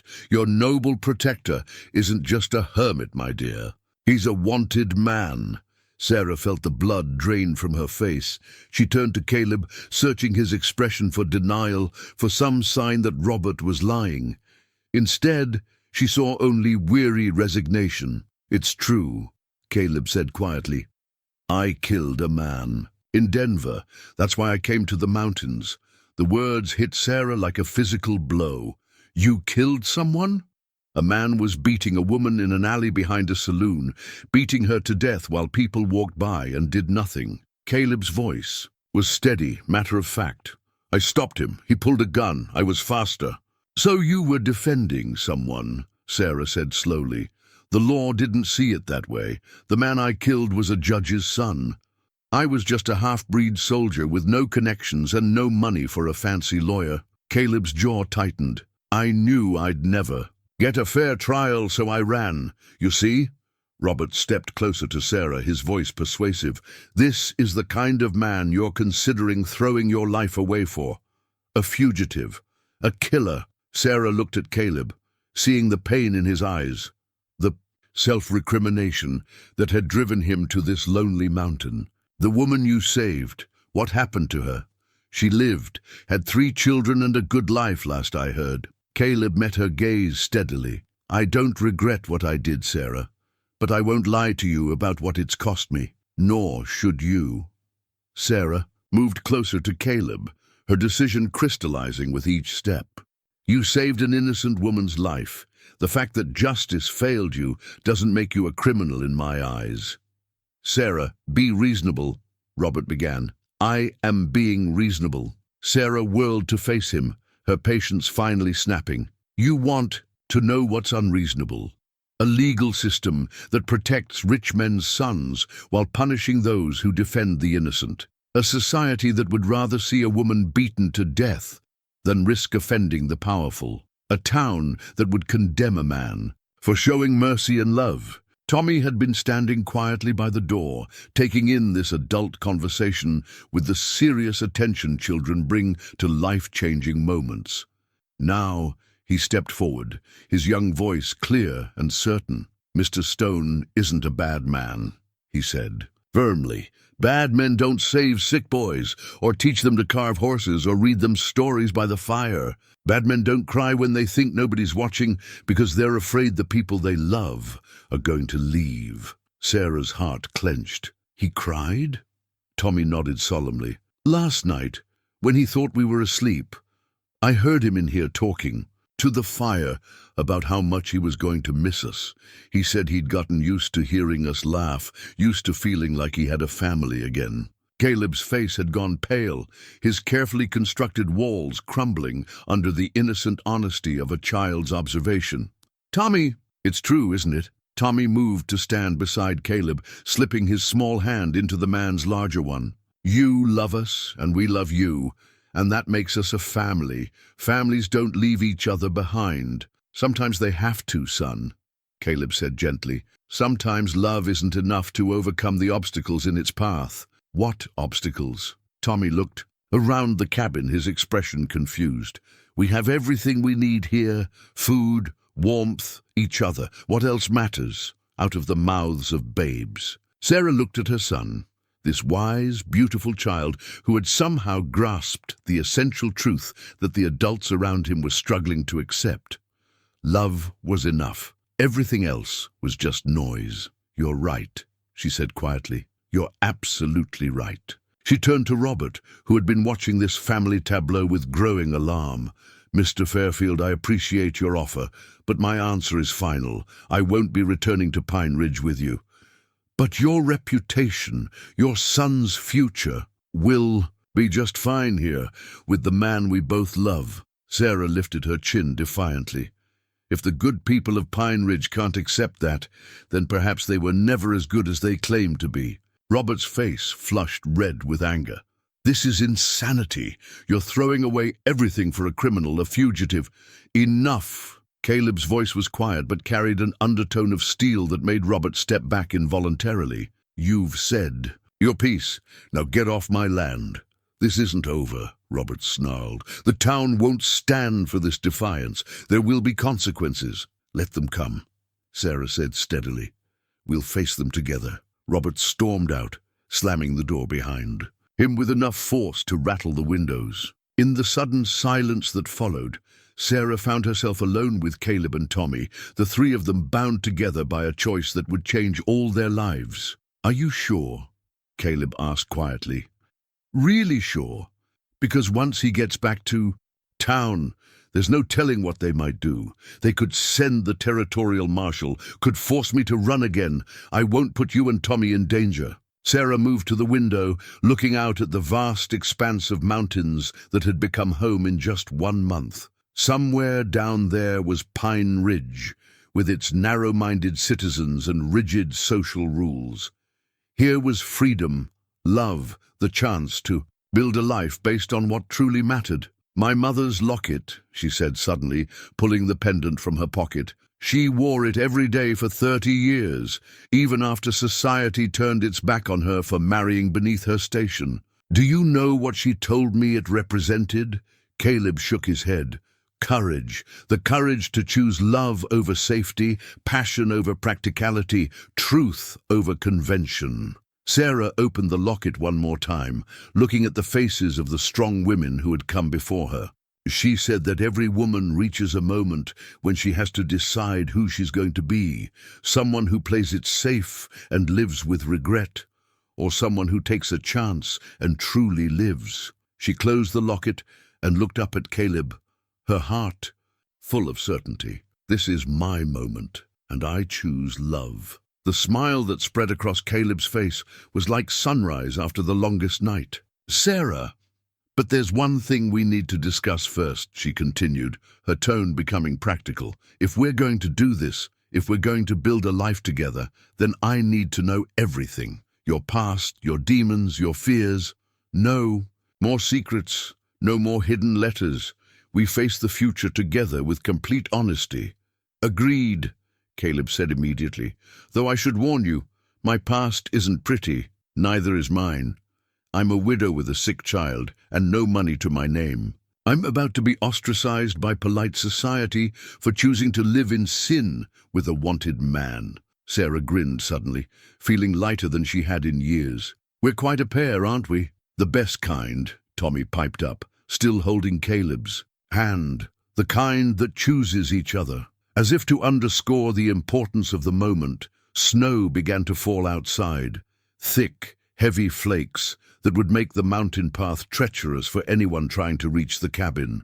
They would have time to prepare, time to plan, time to become the family they'd chosen to be before the outside world came knocking again. "We should prepare," Caleb said, his practical nature asserting itself. "Robert will reach town by tomorrow. If he pushes hard, after that, they'll likely send someone with authority. Maybe the territorial marshal, maybe just a larger group of men. Either way, we need to be ready." Sarah nodded, feeling a strange mix of fear and exhilaration. "What do we need to do?" "First, we make this official." Caleb moved to a trunk in the corner of the room, retrieving a small wooden box. Inside, Sarah glimpsed 2 simple gold wedding bands, worn smooth with age. "These were my parents' rings. If you'll have them, if you'll have me, we can be married tonight, here in this cabin, before God and Tommy as our witness." Sarah's breath caught. "Married tonight? It's the only way to protect you," Caleb said earnestly. "If we're legally wed, they can't force you to return to town. You'll have the right to stay with your husband, whatever his circumstances." "And who would perform the ceremony?" Sarah asked practically. Tommy stepped forward, his face bright with excitement. "I know all the words. Reverend Phillips made me memorize them for the Christmas pageant. Dearly beloved, we are gathered here in the sight of God to join this man and this woman in holy matrimony." Sarah laughed, despite the gravity of their situation. "I think we need someone with actual authority, sweetheart." "Actually," Caleb said slowly, "in the Colorado Territory, common law marriage is recognized. If we declare ourselves married before a witness and live as husband and wife, it's legally binding." The simplicity of it took Sarah's breath away. No elaborate ceremony, no church approval, no societal blessing, just 2 people choosing each other and speaking the words that would bind their lives together. "Then let's do it," she said, surprised by the certainty in her own voice. "Let's get married." They prepared with the quiet solemnity of people who understood the weight of their decision. Sarah changed into her best dress, the blue one Caleb had mentioned in his letters, while Caleb trimmed his hair and shaved with careful precision. Tommy appointed himself wedding coordinator, gathering wildflowers from the cabin's windowsill arrangements and insisting they needed something to mark the occasion. As the sun set behind the mountains, casting the cabin in warm golden light, The three of them stood before the fireplace. Caleb held his parents' rings, his expression both nervous and determined. Sarah's hands shook slightly, but her voice was steady when she spoke. "I, Sarah Elizabeth Mitchell, take you, Caleb Joshua Stone, to be my husband for better or worse, in sickness and health, for richer or poorer, as long as we both shall live. I, Caleb Joshua Stone, take you, Sarah Elizabeth Mitchell, to be my wife, to love and cherish, to protect and provide for, in good times and bad, as long as breath remains in my body." They exchanged rings with trembling hands, the simple gold bands sliding into place as if they'd always belonged there. Tommy clapped his hands in delight, then threw his arms around both of them, cementing their bond as a family. "You may kiss the bride," he announced importantly. Caleb cupped Sarah's face in his hands, his touch infinitely gentle. When their lips met, it was with 2 years' worth of longing, a month of growing love, and the promise of a lifetime together. Sarah felt tears streaming down her cheeks as she kissed her husband, pouring all her love and hope into the connection between them. When they finally broke apart, breathless and glowing, Tommy grinned up at them. "Now we're really a family." "Yes?" Sarah said, looking around at their small cabin, their simple life, their perfect, imperfect love. "Now we're really a family." But even as they celebrated their union with a quiet dinner and shared stories by the fire, they all knew that morning would bring new challenges. The town wouldn't accept their choice quietly. There would be consequences, confrontations, possibly violence. As if reading her thoughts, Caleb took Sarah's hand across the dinner table. "Whatever comes tomorrow, we face it together. All three of us." Sarah squeezed his fingers, drawing strength from his steady presence. "Together," she agreed. Outside, the snow continued to fall, blanketing their mountain in protective white. For tonight, they were safe in their newfound happiness. Tomorrow would demand its own courage, but tonight belonged to love. Dawn came, too soon, bringing with it the sound Sarah had been dreading, horses on the mountain path. Many horses.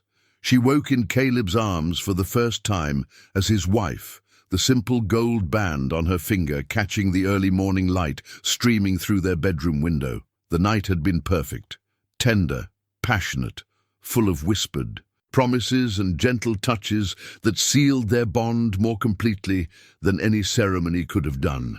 But now, reality was approaching in the form of hoofbeats and angry voices, and Sarah felt her brief moment of perfect happiness slipping away. "How many?" she whispered against Caleb's chest. He was already alert, his soldier's instincts having woken him before the horses came into view. "At least a dozen, maybe more. They mean business this time." Sarah rose quickly, pulling on her dress while Caleb reached for his weapons. The rifle he lifted from beside the bed was well maintained and familiar in his hands, a tool he'd hoped never to need again, but one he would use without hesitation to protect his family. "Tommy," Sarah called softly, moving to wake her son. But Tommy was already sitting up in his small bed, clutching the wooden horse Caleb had helped him carve. The boy's eyes were wide with fear, but his voice was steady when he spoke. "Are they coming to take us away?" "They're going to try," Caleb said honestly, moving to the window to assess the approaching threat. "But that doesn't mean they'll succeed." Sarah joined him at the window, her heart sinking at what she saw.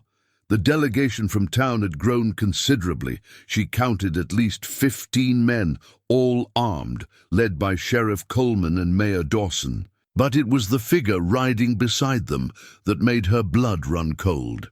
"Is that—" she began. "Territorial Marshal," Caleb confirmed grimly. Robert wasn't kidding about bringing in authority. The walking stick Caleb had carved for Tommy leaned against the wall beside his bed, a beautiful piece of craftsmanship that spoke of hours of patient work, love made manifest in wood and careful attention. Tommy had been so proud of it, using it during his recovery to steady himself during walks around the cabin. Now it seemed to represent everything they stood to lose. "What do we do?" Sarah asked, surprised by the calm in her own voice. "We face." Them together, Caleb said, as a family. He turned from the window, his expression resolute. But Sarah, I need you to understand something. If this goes badly, if they arrest me or try to force you back to town, I want you to know that last night was the happiest of my life. Whatever happens next, I'll have no regrets. Don't talk like that, Sarah said fiercely. We're not giving up without a fight. I don't intend to give up at all. Caleb's smile was grim, but determined. I've spent 5 years hiding on this mountain, running from a past I couldn't change. But I'm not running anymore. You and Tommy are worth fighting for. The horses were close now, their riders' voices carrying clearly in the thin mountain air. Sarah could make out individual words: immoral, disgraceful, arrest warrant, that painted a clear picture of what they were facing. Caleb Stone. Sheriff Coleman's voice boomed across the clearing. Come out with your hands visible. We have a warrant for your arrest.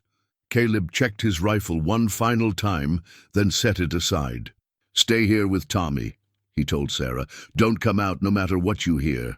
Like hell. Sarah moved toward the door, her chin set with stubborn determination. We're in this together, remember. Besides, they can't arrest me for marrying the man I love. Sarah, no. She turned to face him, her eyes blazing with fierce protectiveness. They want to tear our family apart. They'll have to go through me first. Tommy appeared beside them, still clutching his wooden horse, but standing tall and brave despite his fear. I want to go too.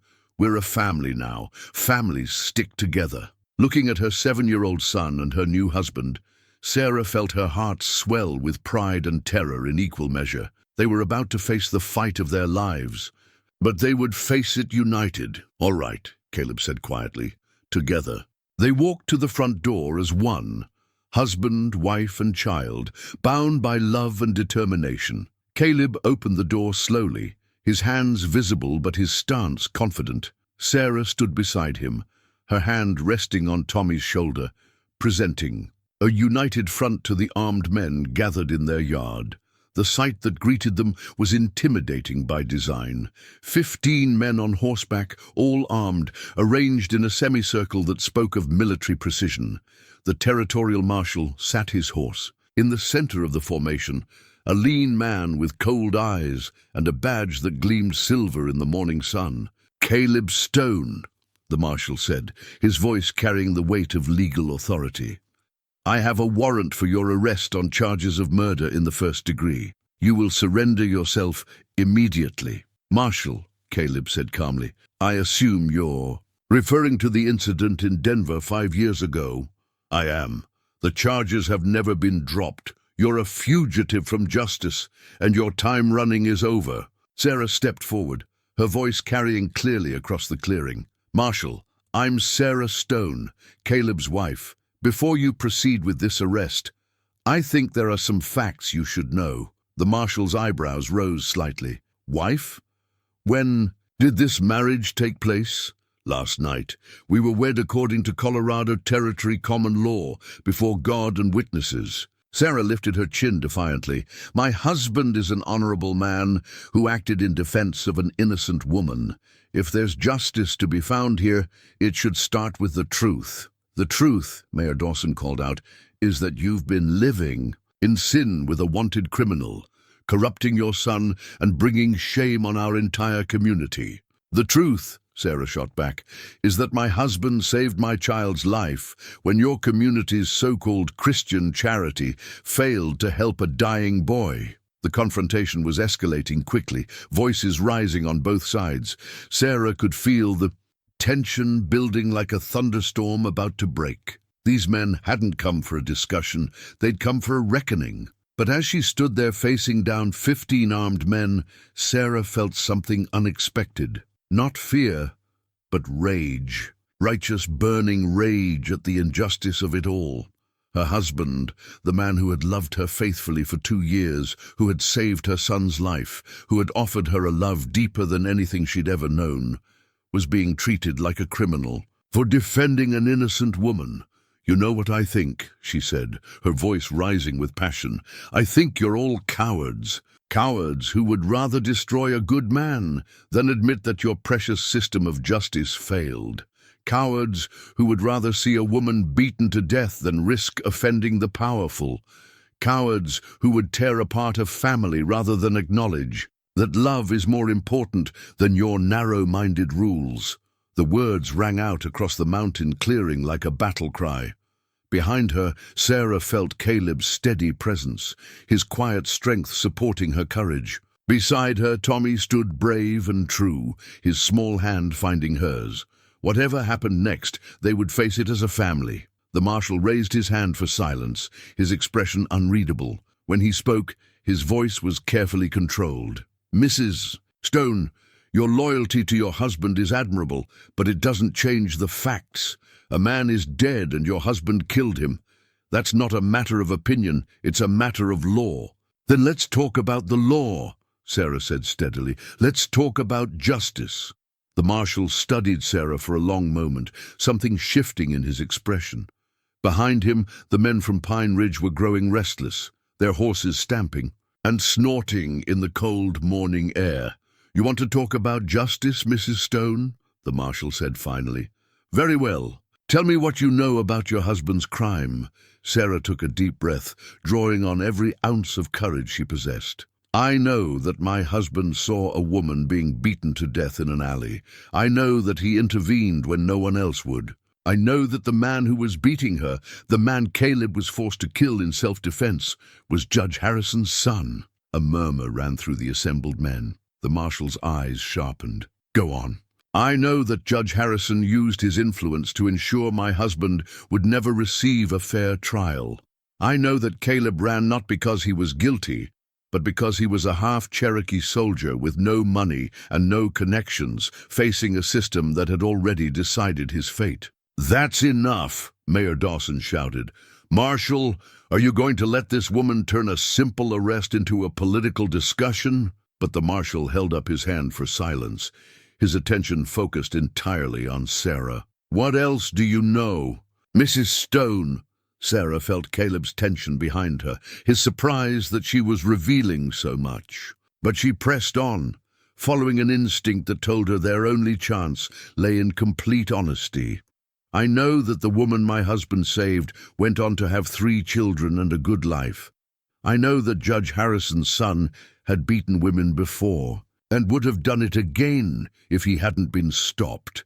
And I know that my husband has carried the guilt of taking a life for 5 years, even though he did the right thing." The marshal dismounted from his horse, approaching the porch with slow, deliberate steps. "Mrs. Stone, you seem to know quite a lot about a case that happened before you met your husband." "I know because I made it my business to know." Sarah lifted her chin defiantly. "When I found out about Caleb's past, I didn't just accept his word for what happened. I wrote letters, asked questions, found people who remembered the incident. Do you want to know what I discovered?"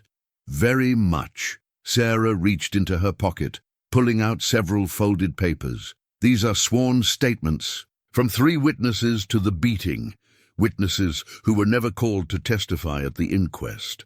They all tell the same story. Judge Harrison's son was drunk, violent, and would have killed that woman if Caleb hadn't intervened." She handed the papers to the marshal, who examined them with obvious surprise. "Where did you get these?" "From the woman herself.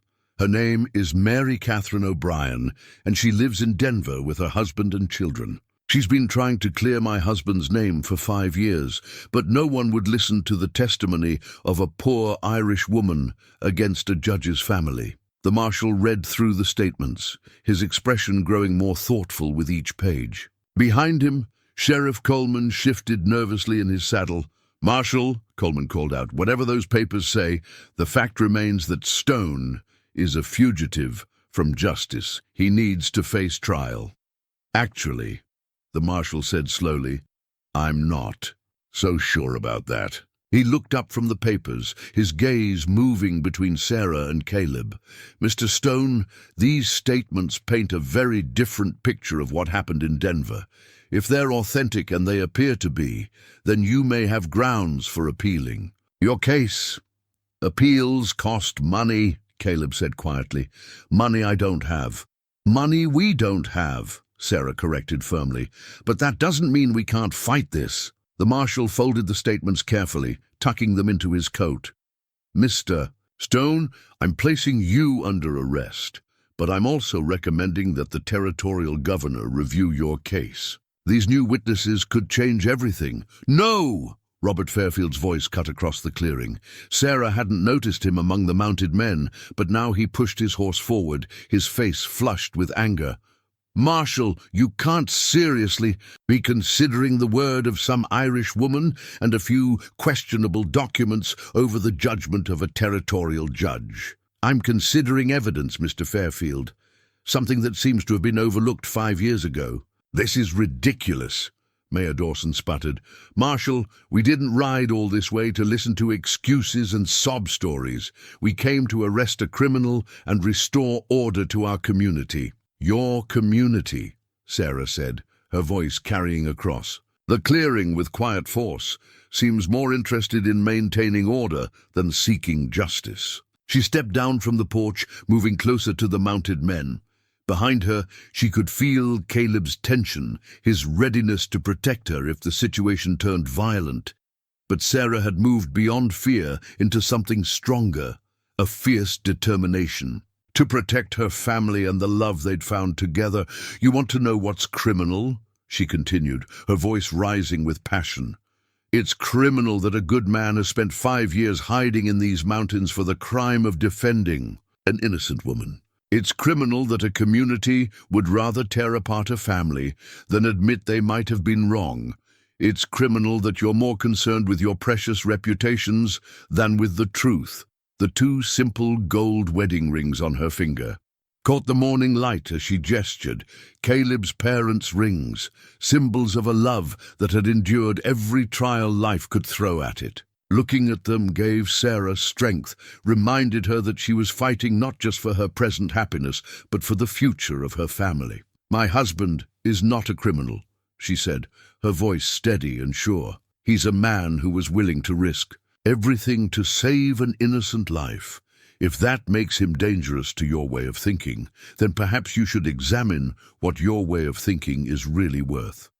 The silence that followed was profound, broken only by the wind through the pine, trees and the nervous stamping of horses. Sarah could see the uncertainty on some faces, the way her words had planted seeds of doubt in minds that had come prepared for a simple arrest. Finally, the marshal spoke. "Mr. Stone, I'm still obligated to take you into custody while this matter is reviewed, but given these new circumstances, I'm prepared to recommend bail and an expedited hearing." "How long?" Caleb asked. "Could be weeks, could be months." The marshal's expression was apologetic but firm. "The territorial justice system isn't known for its speed." Sarah felt her heart breaking all over again. Just when they'd found each other, just when they'd finally become a family, the law was going to tear them apart anyway. The injustice of it made her want to scream. But then Tommy stepped forward, still clutching his wooden horse, his young voice clear and strong in the mountain air. "Marshal," he said politely, "if you take my Papa Caleb away, what happens to my mama and me?" The simple question, asked with such innocent trust, seemed to hit the assembled men like a physical blow. Several shifted uncomfortably in their saddles, suddenly unable to meet the eyes of the 7-year-old boy who had just called a wanted fugitive Papa. "Well," the marshal said slowly, "I suppose you and your mother would return to Pine Ridge." "But Papa Caleb is family now," Tommy said matter-of-factly. "Families are supposed to stay together. You wouldn't separate a family, would you?" The question hung in the air like a challenge. Sarah looked around at the faces of the men who had come to destroy her happiness, seeing something she hadn't expected: shame.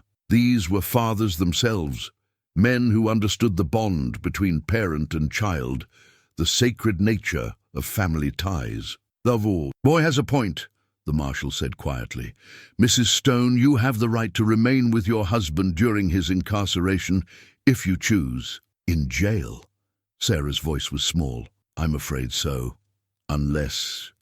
The marshal paused, clearly wrestling with something. Mr. Stone, would you be willing to surrender yourself voluntarily and remain in Pine Ridge under house arrest while your case is reviewed? With your wife and son, of course. It was more than Sarah had dared hope for, but she could see the trap hidden in the offer. House arrest in Pine Ridge would mean constant supervision, community hostility, social isolation.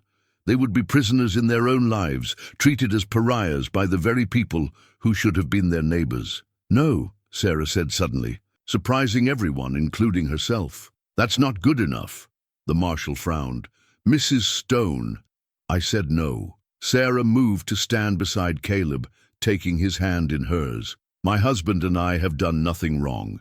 We've committed no crime except falling in love and choosing to build a life together. If the law wants to punish us for that, then the law is wrong. She turned to face the assembled men, her voice carrying with the force of absolute conviction. We're not going anywhere. The words, "We're not going anywhere," echoed across the mountain clearing like a declaration of war. Sarah felt Caleb's hand tighten around hers, felt Tommy move closer to their sides, and knew that whatever happened next, they would face it as the family they had chosen to become. The marshal studied her for a long moment, something like admiration flickering in his eyes. Mrs. Stone, you're placing me in a very difficult position. No, Sarah said firmly.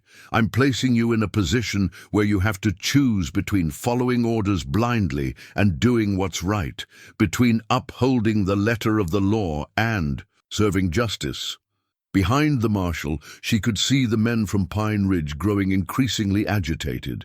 They had come expecting a simple arrest, a quick resolution to what they saw as a moral crisis in their community. Instead, they were witnessing something that challenged everything they thought they knew about justice, family, and the courage it takes to stand up for what's right. Sarah, Caleb said quietly, you don't have to do this.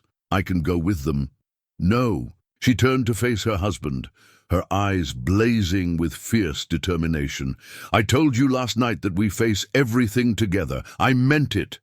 The marshal cleared his throat, drawing their attention back to the immediate crisis. Mr. Stone, Mrs. Stone, I appreciate your commitment to each other, but the law is the law. I have a warrant, and I'm obligated to serve it.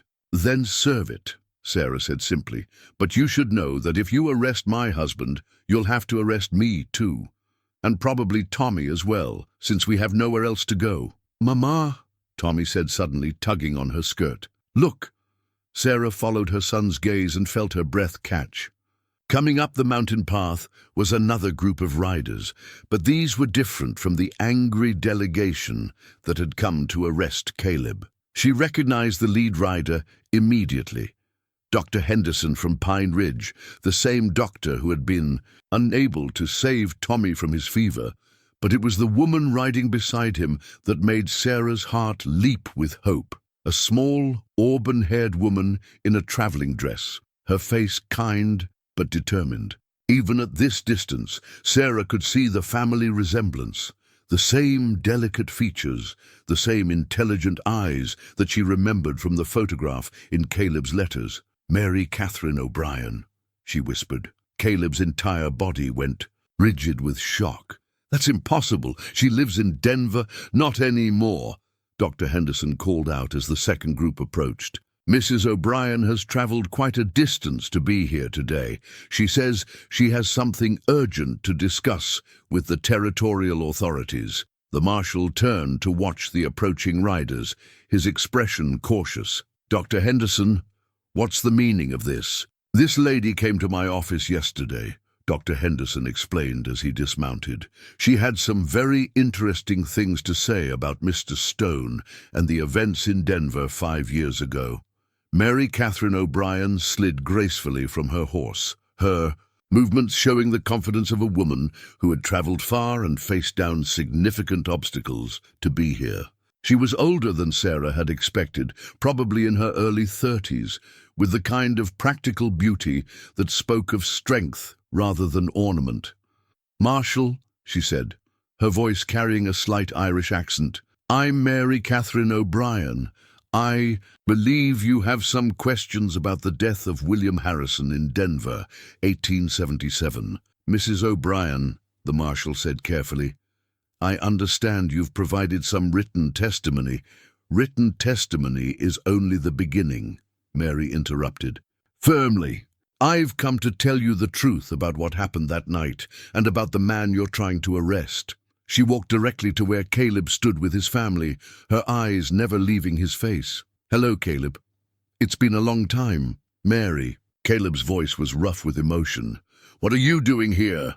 "What I should have done 5 years ago," she said simply, "fighting for the man who saved my life." Mary turned to address the marshal directly, her bearing regal despite her simple traveling clothes. "Marshal, you're looking at a woman who owes her life to Caleb Stone.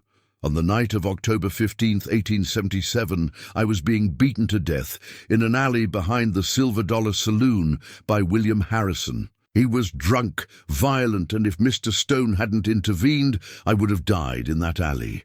"Mrs. O'Brien," Mayor Dawson called out, "we've heard these claims before. Have you?" Mary's voice cut across his protests like a blade. "Have you heard that William Harrison had beaten 3 other women in the months before he attacked me? Have you heard that his father, Judge Harrison, used his influence to keep those incidents out of the newspapers? Have you heard that I tried to testify at the inquest and was told that my word as a saloon girl wasn't worth considering?" The silence that followed was deafening.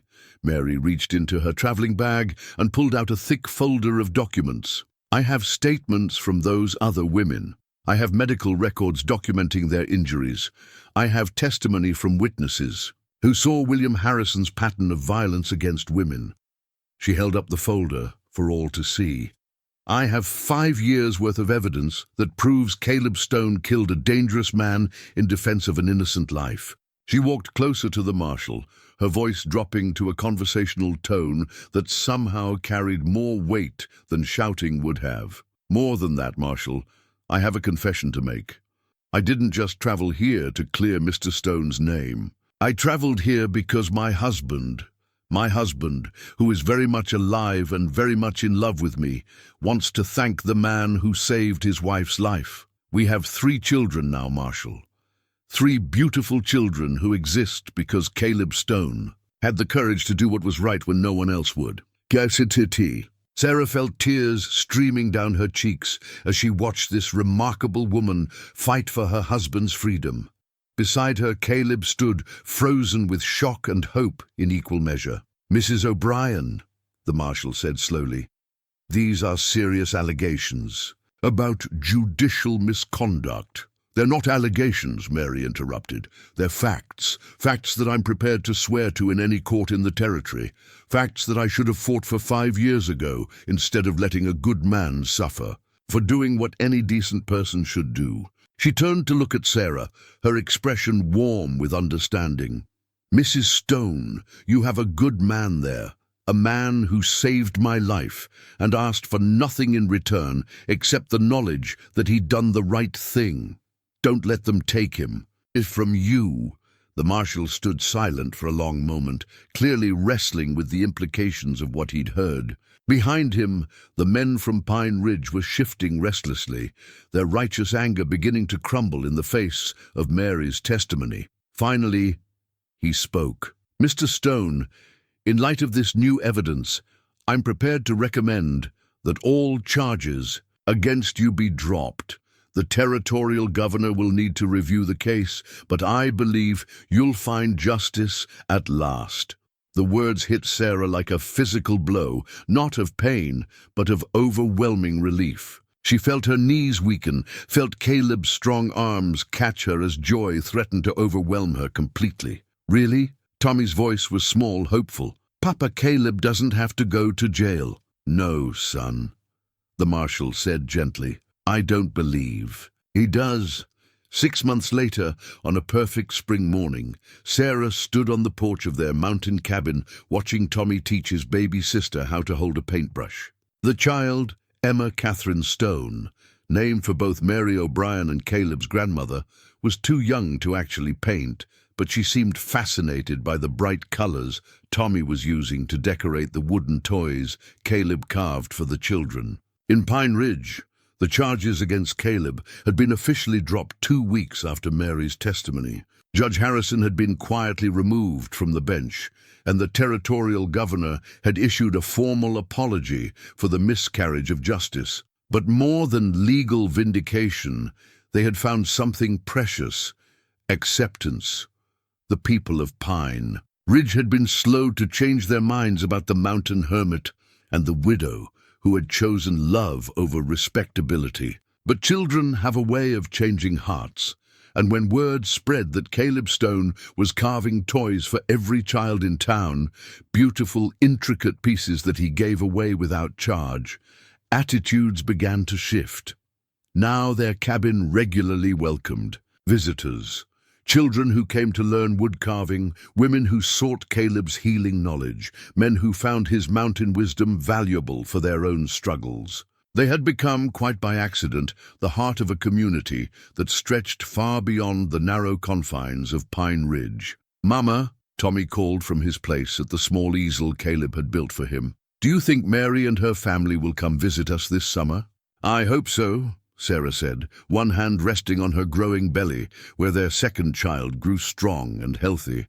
"I'd like Emma to meet the brave lady who helped save Papa Caleb." A rough sketch hung on the cabin wall, a family portrait drawn by a traveling artist who had captured them in a moment of perfect happiness. Caleb sat in his favorite chair with Emma on his lap, while Sarah stood behind them with her hand on Tommy's shoulder.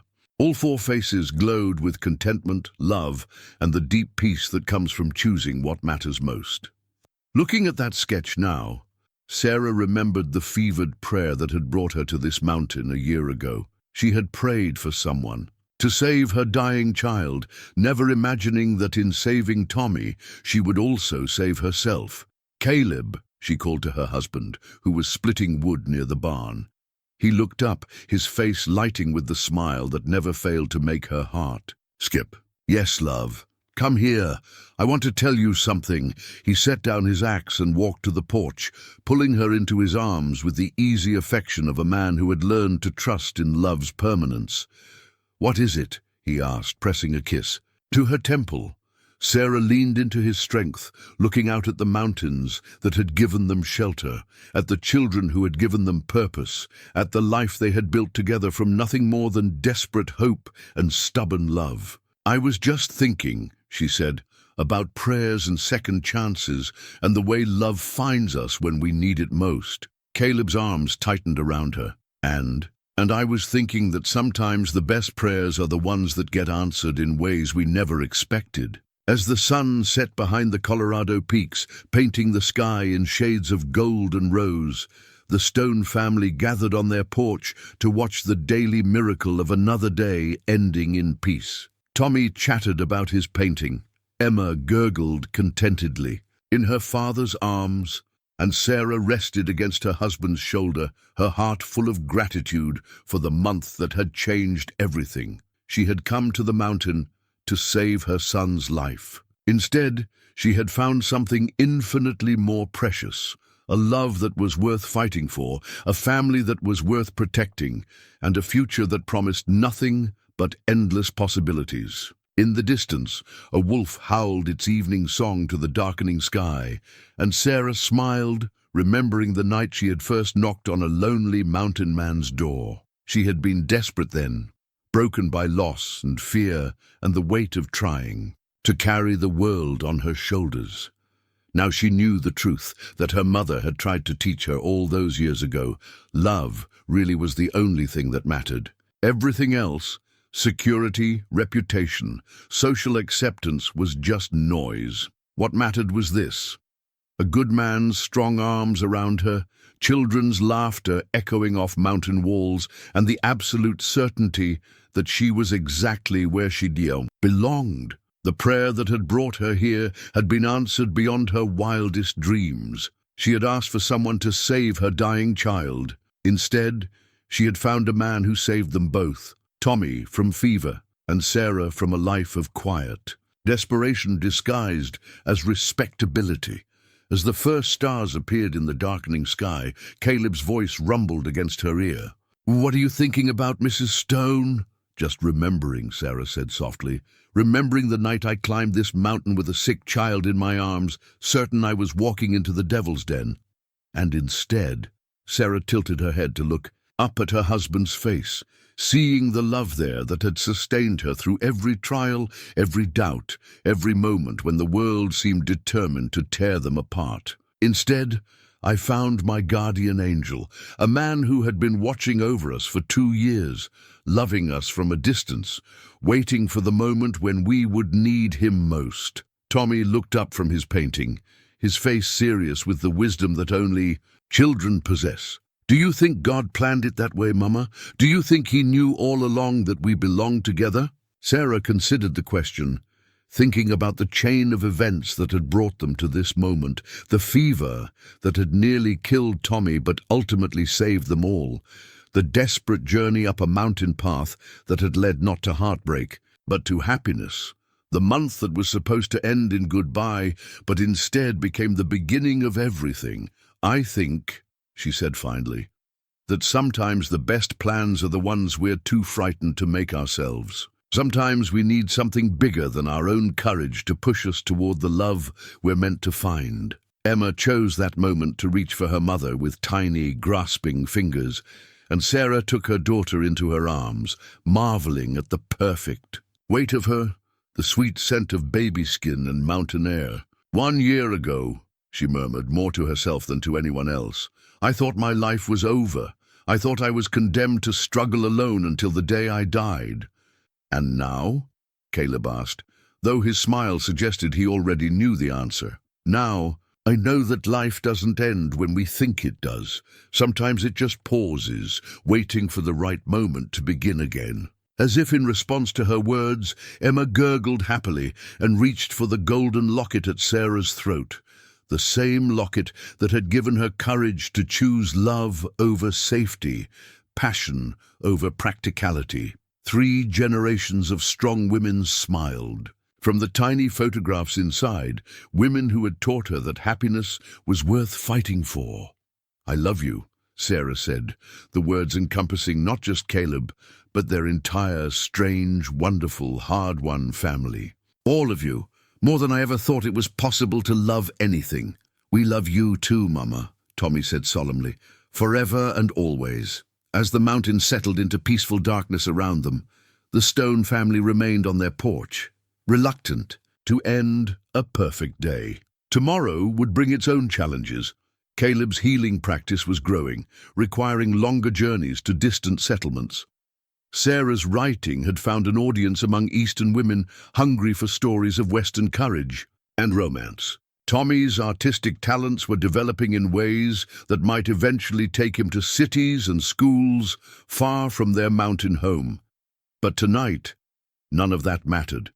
Tonight, there was only this: a family gathered together under an endless sky, surrounded by the peace that comes from choosing love over fear, truth over convenience, courage over comfort. "Come on," Caleb said finally, standing and extending his hand to help Sarah up. "Let's go inside.